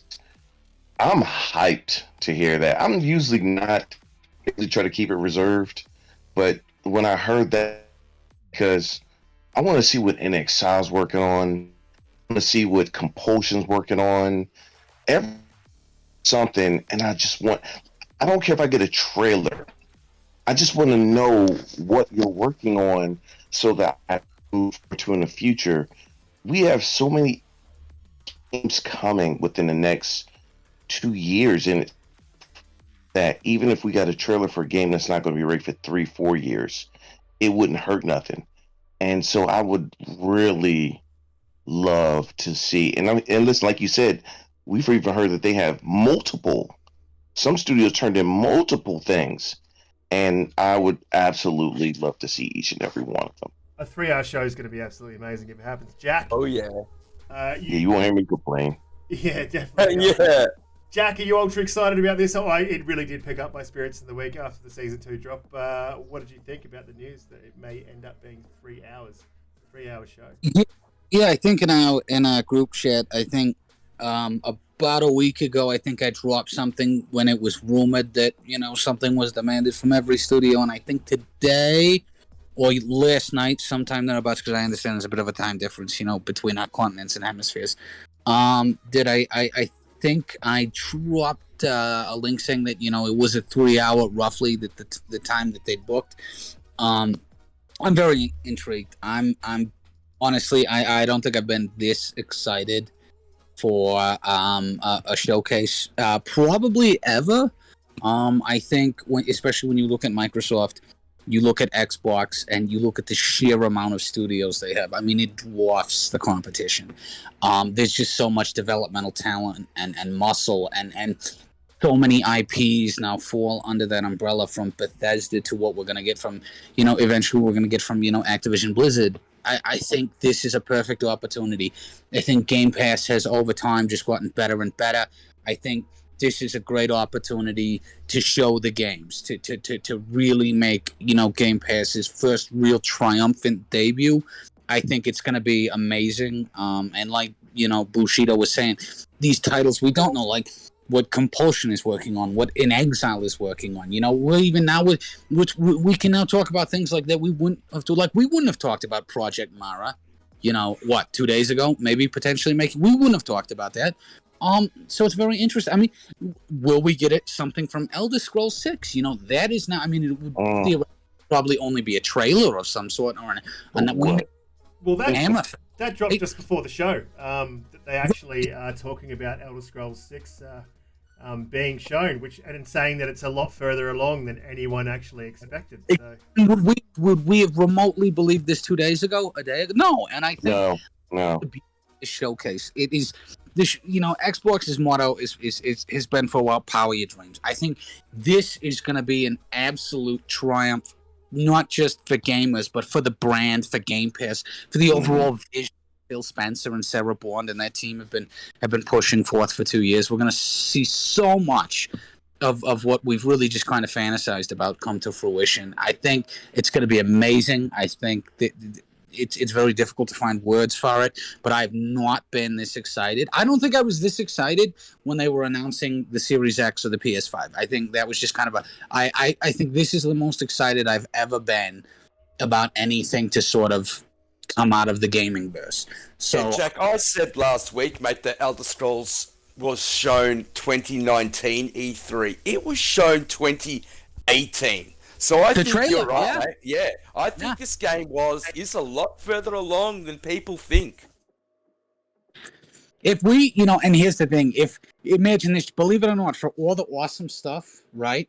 We're gonna get right and I think risk it. I think you made and at first I thought you were full of shit. Not full of shit, but I thought okay, the brother's dreaming, because believe it or not, for anybody in this game, he's made a very bold prediction. Right, he does believe Redfall will be shadow dropped. I agree, and at first I thought, Arcane, they're not going to do that. That's ridiculous. But the more I started going over his tweets, because I did look at him, and the more I started talking to him, they didn't announce a delay. They definitely would have done that before announcing a showcase, right? You're not gonna kick good news in the balls with bad news thereafter. That's not how that works, right? It just, and I think there is so much now. I think the biggest thing, right? I could honestly see the biggest thing coming out of that would be like maybe a Q4 or Q4 2023, maybe Q1 2024 Elder Scrolls announcement. I think that could be the biggest. If this game is further along, and I think, Pete, you're absolutely right, then we'd been led to believe, because conservatively we were thinking 25, 26, I think that could possibly be the biggest thing to come out of this, and what sends a bigger message than when you see Elder Scrolls 6 only on Xbox? You know what I'm saying? That is a huge message. That is, you're taking an absolutely massive shot at the competition, the likes of which, frankly, there's no way to retaliate against it or insulate yourself from it. I think they're going to drive home that this generation, Xbox is simply the place to play. And whether it's Game Pass, whether it's the titles, whether it's the unified ecosystem, this show is going to highlight it all. Frankly, there's not a better group of guys I'd rather cover it with than you guys. I'm extremely excited. And, I know you guys are going to be up at 2 and 4 in the morning and ready to go. And I think it's going to be amazing. I can't wait to see it. 4 in the morning. Whose idea was it to have a watch party? I think that was you, Chad. It was me. I forgot. And obviously I realized, oh god, they're at the ass end of the world, like they're all the way down there. Like the time is totally different.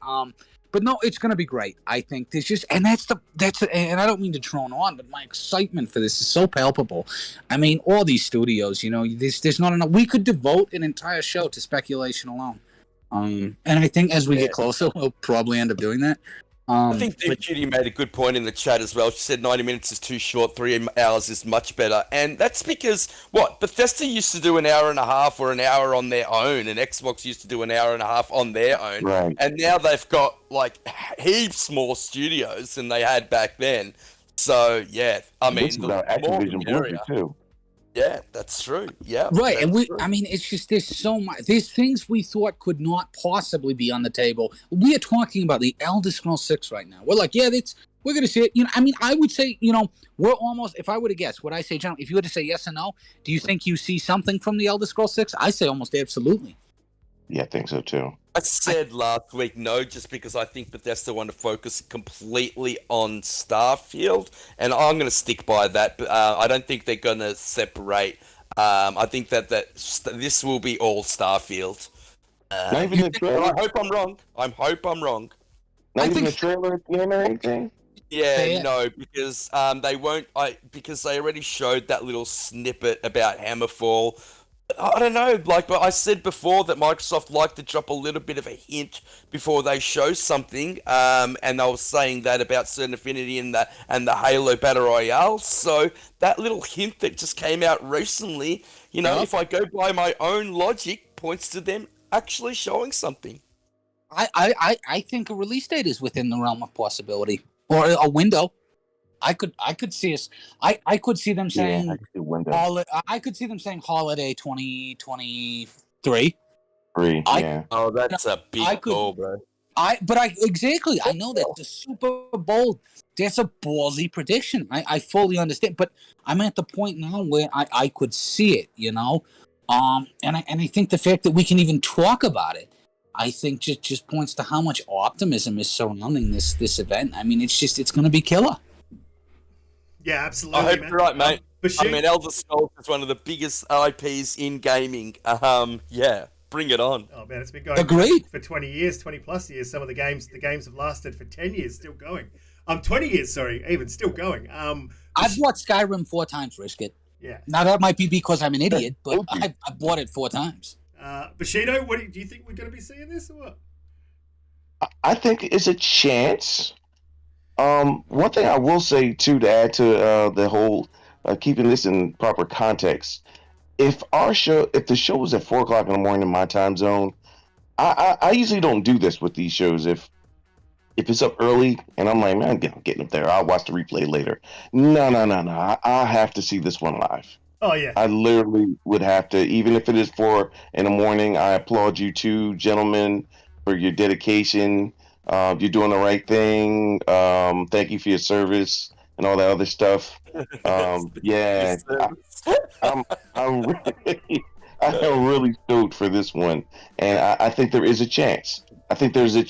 Not saying it is, but I think it's a pretty good chance. It's been, how many years has it been? You said since 2018. 2018 Since is the when they first dropped the first trailer. trailer, Yeah, yeah. but it was just a little snippet, but it was enough to show that it was in Hammerfall. You could tell by the way they designed and what they showed that it was going to be in Hammerfall, so they dropped that hint, and that means they've been working on it for a very, very long time in the background. Right. Yeah, look, Mr. Gaines threw up a pretty valid point in the chat there, and I completely agree. Love Xbox, but we can't be sleeping on PlayStation. They've been very quiet. Sony might have a Oh massive no, summer. nobody's sleeping on that. Oh, they're gonna have a huge one. Yeah, I think. I think they'll be watching. They'll be watching Xbox's showcase, just like Doom Cutie said down there, very, very closely, and then they'll be looking at what they can bring out. Now, last year after the showcase, I don't know if you guys remember, and Jack, I'll go to you in 2 seconds. After the showcase, they brought out an extremely underwhelming state of play. It was almost an absolute joke. So listen, Mr. Gaines, I hope you're right. But history kind of shows that they didn't, and I don't think that they have anything quite ready yet. However, after that showcase, they then followed it up with Wolverine, Spider-Man 2, and a few other things. So directly after that, I don't think they had anything, but they had to show something. Now, what I hope PlayStation does is they don't just show something for the sake of competition showing something. If they have something, I want to see it. If they don't have anything, I expect them to continue to be quiet until they've got some really good news, because PlayStation bring out bangers. Jack? Yeah, I agree with you. I think I agree with you across the board. I think, yeah, I think, obviously they do sort of have this weird history where their immediate knee-jerk response is, obviously for shareholder reasons and things like that, is to, okay, we got to get something out. This is sort of the most polished shit we have, so we'll show it now and then down the line. And that's what they do. And I think a lot of it had to do with last year. Xbox came out just absolutely swinging. We all agree it was one of the best. But I fully believe, and I think we all do, that performance and sort of the production of that show we got last year at E3, I think will be unequivocally dwarfed by what we're going to see in I don't think anybody is under the impression that it won't be, which I think would make, at least from what we understand, anything Sony would show in the immediate aftermath that much more underwhelming. But I agree with you.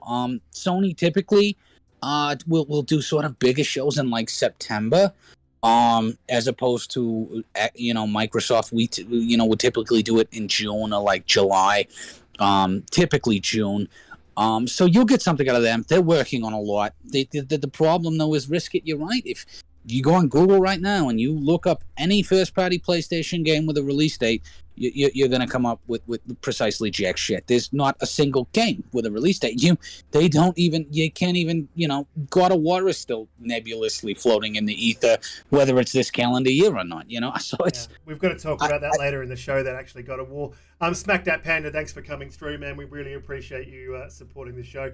All of you guys in the chat that have been supporting the show from the beginning, and all of you new guys that have come through for Footed Ghost or for just discovering the show recently. We really appreciate you guys. Thank you for coming through. Hit that like button, hit that subscribe button if you are new. Share it out amongst your friends.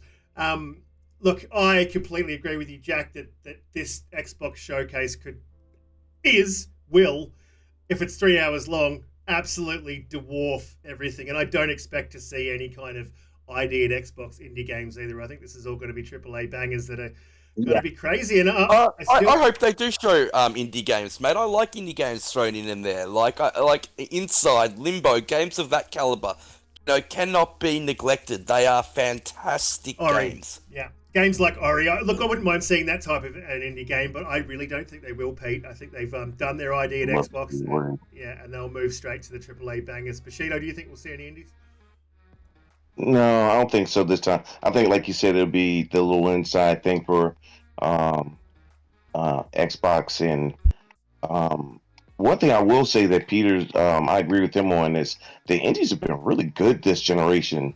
Like, in honesty, the indies have been just as good as, if not better than most AAA games. Yeah. Yep. Track to Yumi's just released actually yesterday, and I had a little bit of a chance to play that. And it's it feels slightly janky with the combat, but it's it's a beautiful game. And I think I'll definitely play that one all the way through. I think it's going to be one of those. It's not an Ori. I think an Ori was like criminally underrepresented and thought of. Yeah, I think it should have been pushed out there, and it definitely. The Ori is borderline AAA, if you ask me. Yeah, but I mean, by an indie studio, it was amazing. Yeah. It didn't get its due, and Will of the Wisps was beautiful, regardless of what went on behind the scenes. But talking about Sony, let's just Sony released a very interesting post, and this is probably me just having a dig, but Sony released the job listing, searching for an inorganic growth director through acquisitions. Their words. Yeah. Sorry, Jack. Oh, I was just thinking, I think it was so incredulous. I think you were talking to us about how, I think when I posted it, you actually thought it was like a joke, like a Babylon Bee onion type, I didn't think they'd be that stupid to use those words. I mean, that's just... it could be. I believe they would. Used it before, within their own sort of, sphere. Yeah. I think there's no way to interpret this other than a reaction. I think that the biggest thing to walk away with, from this one, I think it's great for Sony. Obviously, they're expanding. They're probably going to get Crystal Dynamics.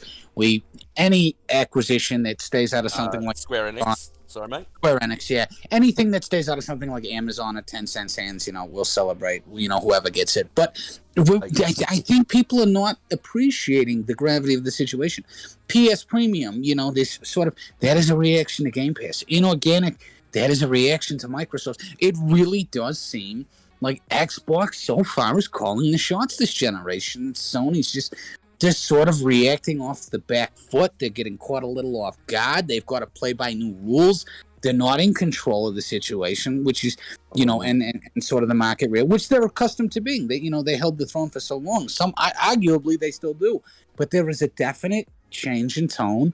It seems like, all these innovations, whether it's Game Pass, whether it's these massive studio acquisitions, it seems like Sony and PlayStation they're playing this generation so far very defensively, very reactionary.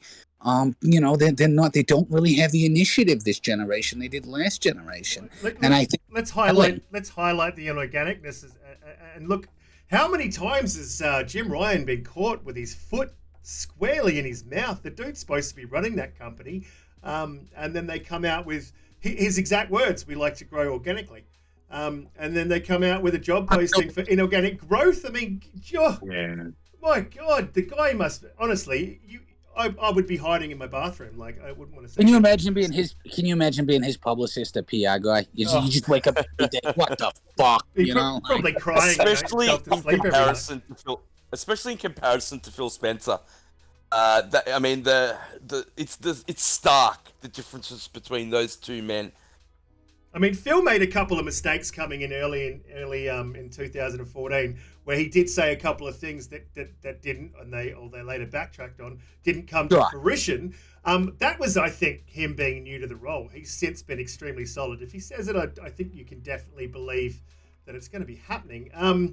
But Jim Ryan, in contrast, I do a little bit feel for the guy, but not too much because I think he's. You could tell he's just trying to do a job, but every day he wakes up and he looks at the competition. I mean, it'd be like if you were a little league team playing, a World Series. Microsoft are a juggernaut. 25-0. Yeah, it's just so I feel for him, but it's almost a comedy of errors with that guy at this point. Yeah, it is. Benny Hill music in the background. There's not too many companies that can take on the full force of Microsoft, if any, really. Yeah, when they throw their weight behind stuff, it's, then you need Apple. It's Apple, Alphabet, Google, maybe Amazon, and even then, the only company on the planet. And it fluctuates. Microsoft oftentimes dethrones them. With a market cap the size of Microsoft's is Apple.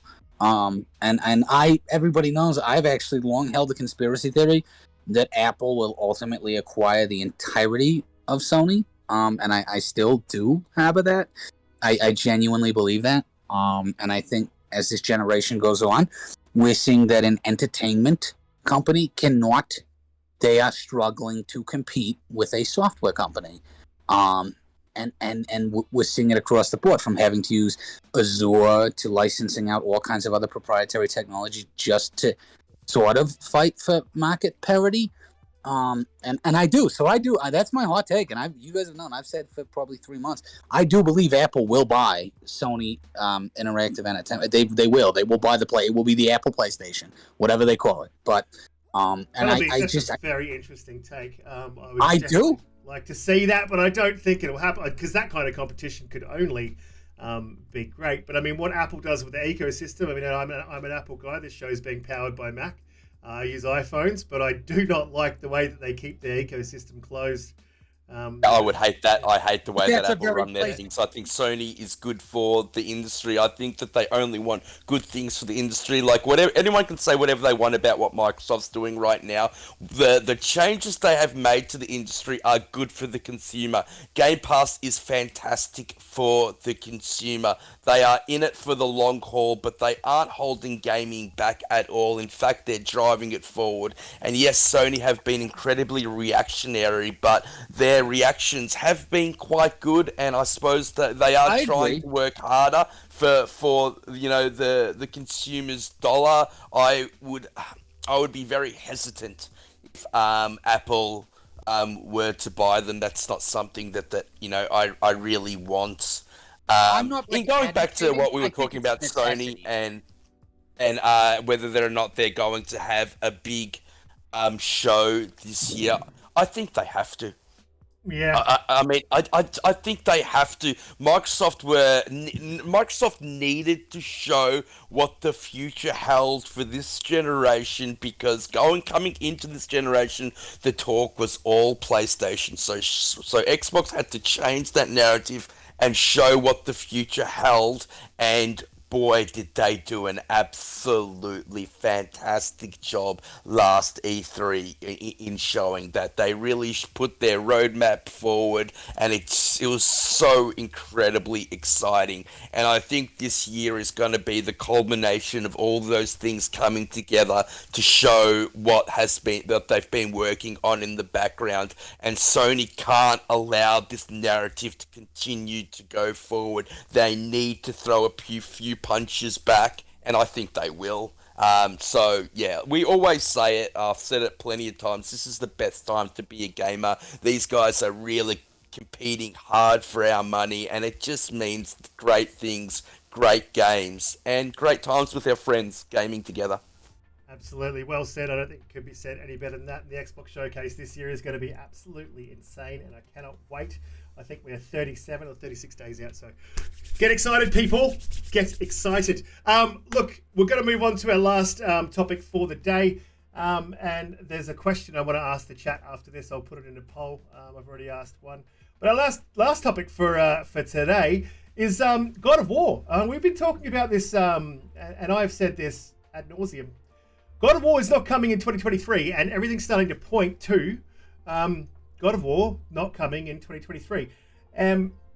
Something came out earlier in the week, and I'll read it right now. So Sony Santa Monica Studio will not be showcasing any God of War Ragnarok news for a while. At least not according to a Reset Era insider Ash Hong. Speaking in a thread on Reset Era speculation about a possible state of play focusing on the highly anticipated sequel at the end of this month, the insider simply replied, "Too soon." Obviously, this isn't an official confirmation, as Sony hasn't said when it plans to show off the game, but I think it's very, very telling that we had Corey Barlog come out last week before, and say we are not ready to show the game. If you're 6 months out from end of the year release time and you're still not ready to show at least a vertical slice of the game, I think that it's extremely likely you're not going to see this game until 2023. Bushido, did you guys get a chance to get all across this? Yeah, we've been talking about this, actually, me, Jack, and Umbra, for a while. And Spaces, they've gone through so many issues as far as the one guy getting in trouble, their voice actor having knee surgery. It's a lot. So, but even so, Sony, for some reason, for the last few years, have had problems with getting their AAA games out, their exclusives out on time. That a lot of the games have been pushed back multiple times. I don't think any that I could think off the top of my head, any recent ones that have been on time, including The Last of Us and Ghost of Tsushima. Like they all were pushed back a few months. There's nothing wrong with that, but that's exactly what I remember. Go ahead, bro. What were you about to say? Oh, I was just saying Horizon Forbidden West got pushed back into as much. Saying how about that? Right. So I wasn't surprised. I actually didn't bank on it like fanboys have been. They just, I think because they like the narrative of saying, I don't think Starfield's going to be on time. I'm like, nah, bro, they already said it was done in January. The game's finished. Like, it's done.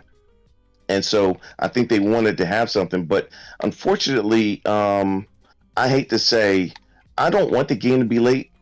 I want God of War. But see, this is why I hate console war stuff, because now it gets me to want to root for it to not be on time just for fanboys. But that's slimy, and that's being as immature as I say about them. But I hate to say it, it's still in the back of my head, hey, if it doesn't come out on time, I told you guys. It's stupid on my part too, but because I want the game myself. But yeah, I don't think it's going to be on time. Yeah, I was having this chat with Only on Xbox, and he's very much an Xbot, and he was saying that he hopes Call of Duty goes exclusive to Xbox, and I was like, well, you know what? When Xbox misses out on games like we missed out on Bloodborne last generation, I had to buy a PlayStation, and I hate that. I hate people missing out, and so I really don't want to have that negative, those negative thoughts in my head. I want everybody to enjoy any game that they want. And yes, I understand that exclusivity helps sell consoles, but I think Doom Cutie made a really good point. And someone else pointed out as well, I can't remember, that it's the ecosystem in Xbox that actually makes it so great. It's the people that you meet, it's the friends that you meet, and that's why I really enjoy the platform. I think the PlayStation is very much a single-player console,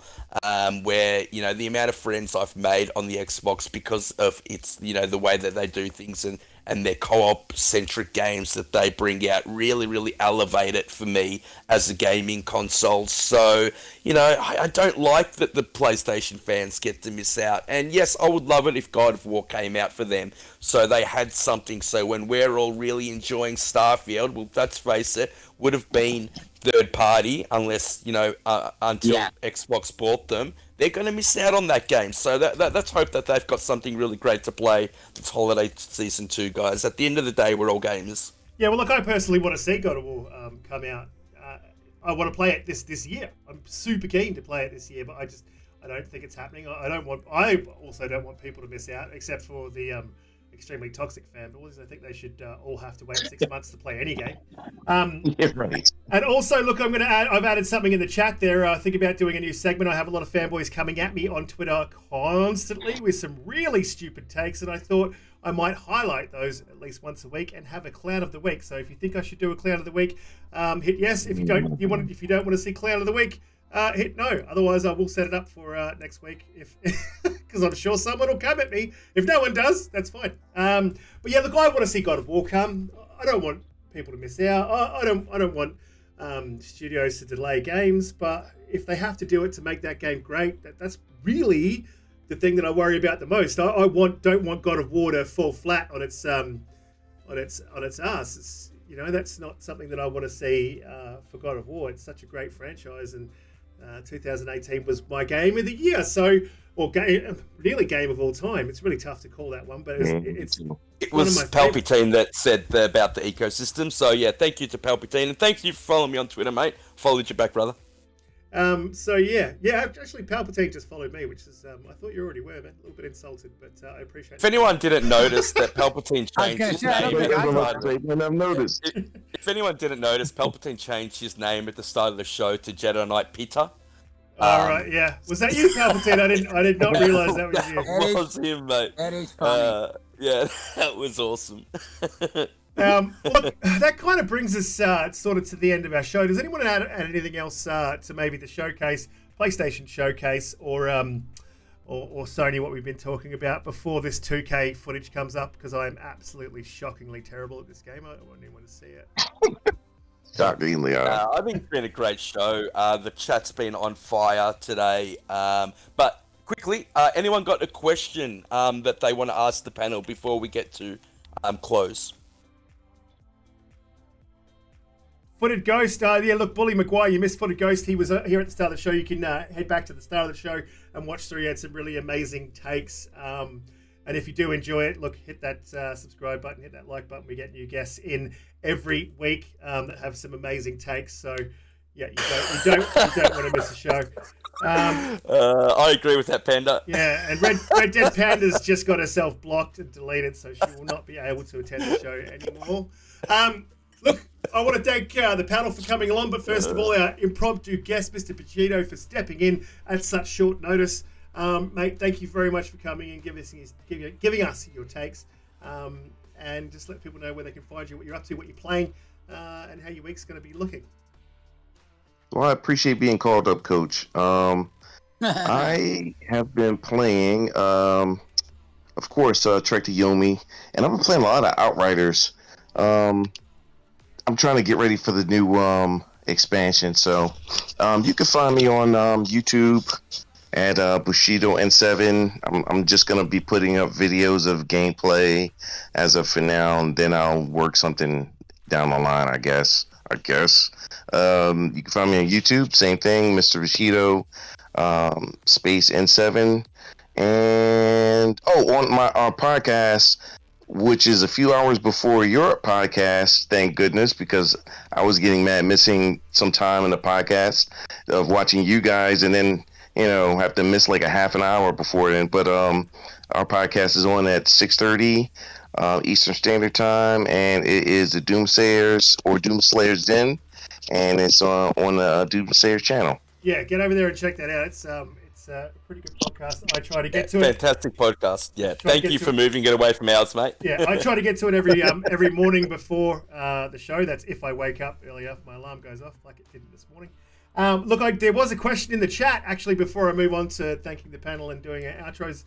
Adrian Trujillo, are you guys excited? I hope I pronounced your name right. Are you guys excited for the Halo Battle Royale? So we'll start at the top. JediKnightPete, you excited about the Battle Royale? Is that something that you wanted for Halo? I didn't want it for Halo, but I think it's going to be great for Halo to get more players to actually see the game. And I don't think it's going to be completely a battle, the same as any other Battle Royale. I think Halo's going to have its own spin on it. And so, yes, cannot wait, mate. And Identity. Bushido, is it something that you wanted to see for the Halo universe? Excited? At first I didn't until Lone Wolf came out. And I think, like Peter said, I think it's going to be their own spin on it. And it might be similar to what they did with Lone Wolf, that, you drop in with something at least, and you have to work up for the other one. It might be. I think it might be like that. I think it's good for the brand and to get more players in. Yeah, I'm all for it. I used to be against it, but I'm for it now. Absolutely. And Jack, do you think a Battle Royale might revive your interest in the... In Halo? Mm-hmm, mm-hmm.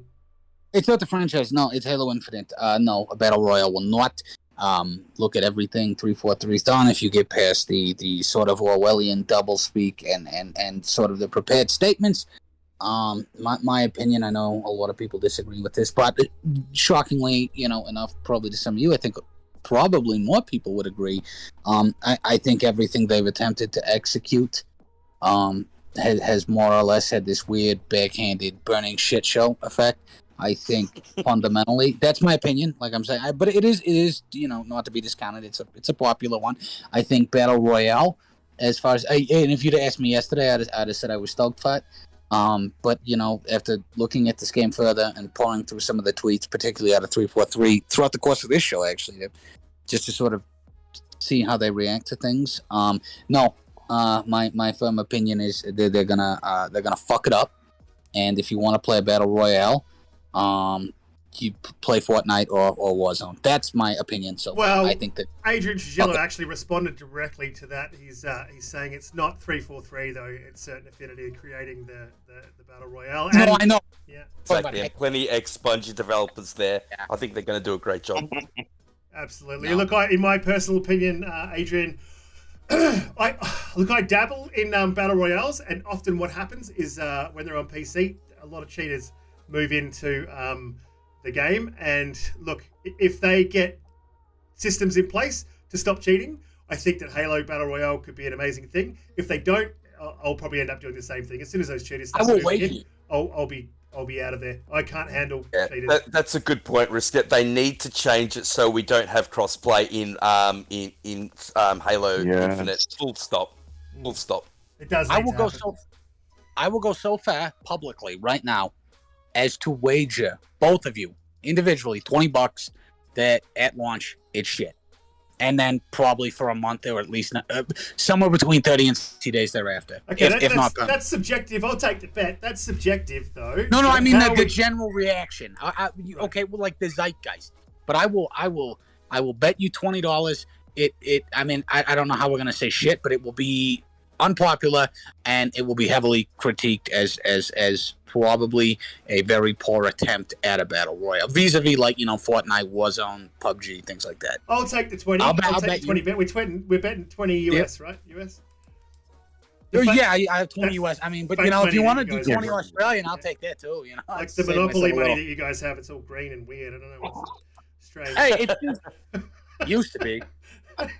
All right, look, fantastic. We'll move on to outros. Everyone in the chat, before I do move on to the outros, Mr. Bushido, we have said thank you to you, and then someone threw in a thing and kept us going. This is what I love about this chat. It's fantastic. You guys keep us on our toes and you ask questions and you get involved, and we really appreciate all of you coming and supporting the show, except for Red Dead Panda, who is now banned. And you guys have been absolutely amazing, and it looks like I will be doing a Cloud of the Week next week. I wonder who it's going to be. It's going to be absolutely amazing. I can't wait. But there'll be one. There's at least 3 or 4. That's a lie. There's at least 20 that come through my Twitter every week, so I shouldn't be spoiled for choice. Okay, so fantastic. We'll move on to the outros. JediKnightPete, thank you for coming along every week, mate, holding down the show. Your takes are amazing. And look, let everyone know where they can find you, what you're up to, what you'll be playing for the rest of the week. Thank you, mate. Yeah, what a great show today. Footed Ghost, yeah, royalty on the show today. 20,000 subs.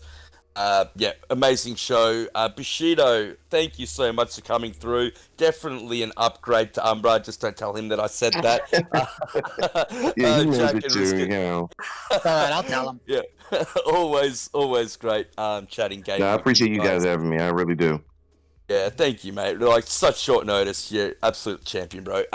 Don't forget, everyone, that Community Game Night is on tonight. So anyone that wants to come through, that's in on about 6.5, 7 hours, we would love to see you there. Everyone in the chat, yeah, amazing tonight and today. Really, really enjoyed getting your takes. I'm on Twitter at JediKnightPete. My gamer tag is on Xbox, JediKnightPete. Yeah, chuck me a follow, send me a message, and I will get back to you guys. Absolutely. It has been a fantastic show, and Footed Ghost was an amazing guest, as is Bushido, and always JediKnightPete is back in the chat. Neil B, how you doing? Good to see you here again. Jack Astronaut, thank you very much for coming to the show, gracing us with your takes, even though they've been resoundingly negative for Halo, and I really do hope 343 turn you around, and I really do hope I win the bet. I want to be wrong. I'll happily pay $20 if I am, but I think I got a little richer. Well, Boba took your bet as well, mate. Just to take point out, Boba took your bet in the chat as well, bro.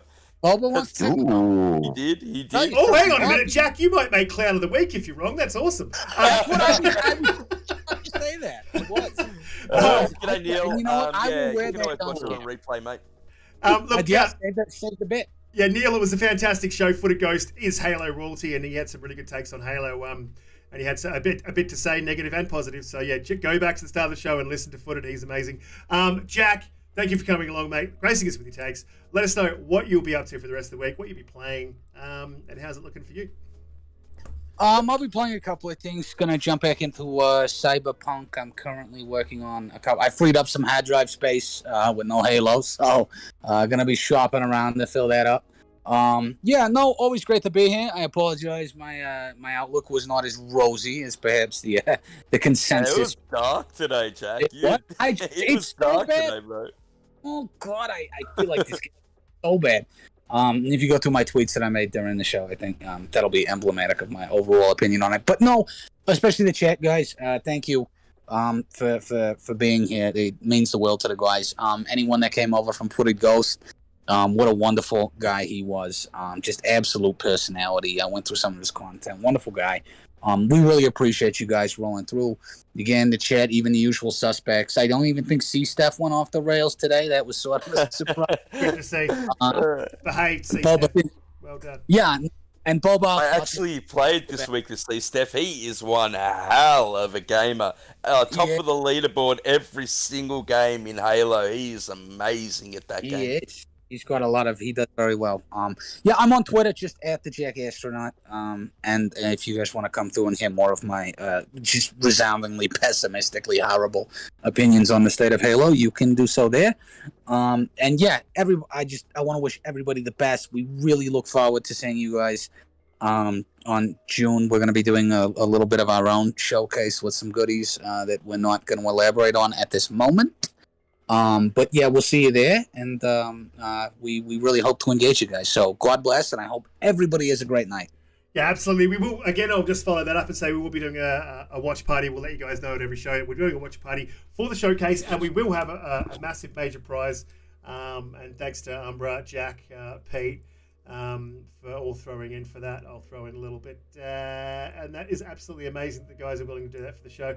I really appreciate everyone who came through in the chat. You guys, as I said, you power the show. Bushido, thank you for coming once again. Footed Ghost was amazing. And we are out of here. I will see you all next week. Later, Right on. everyone.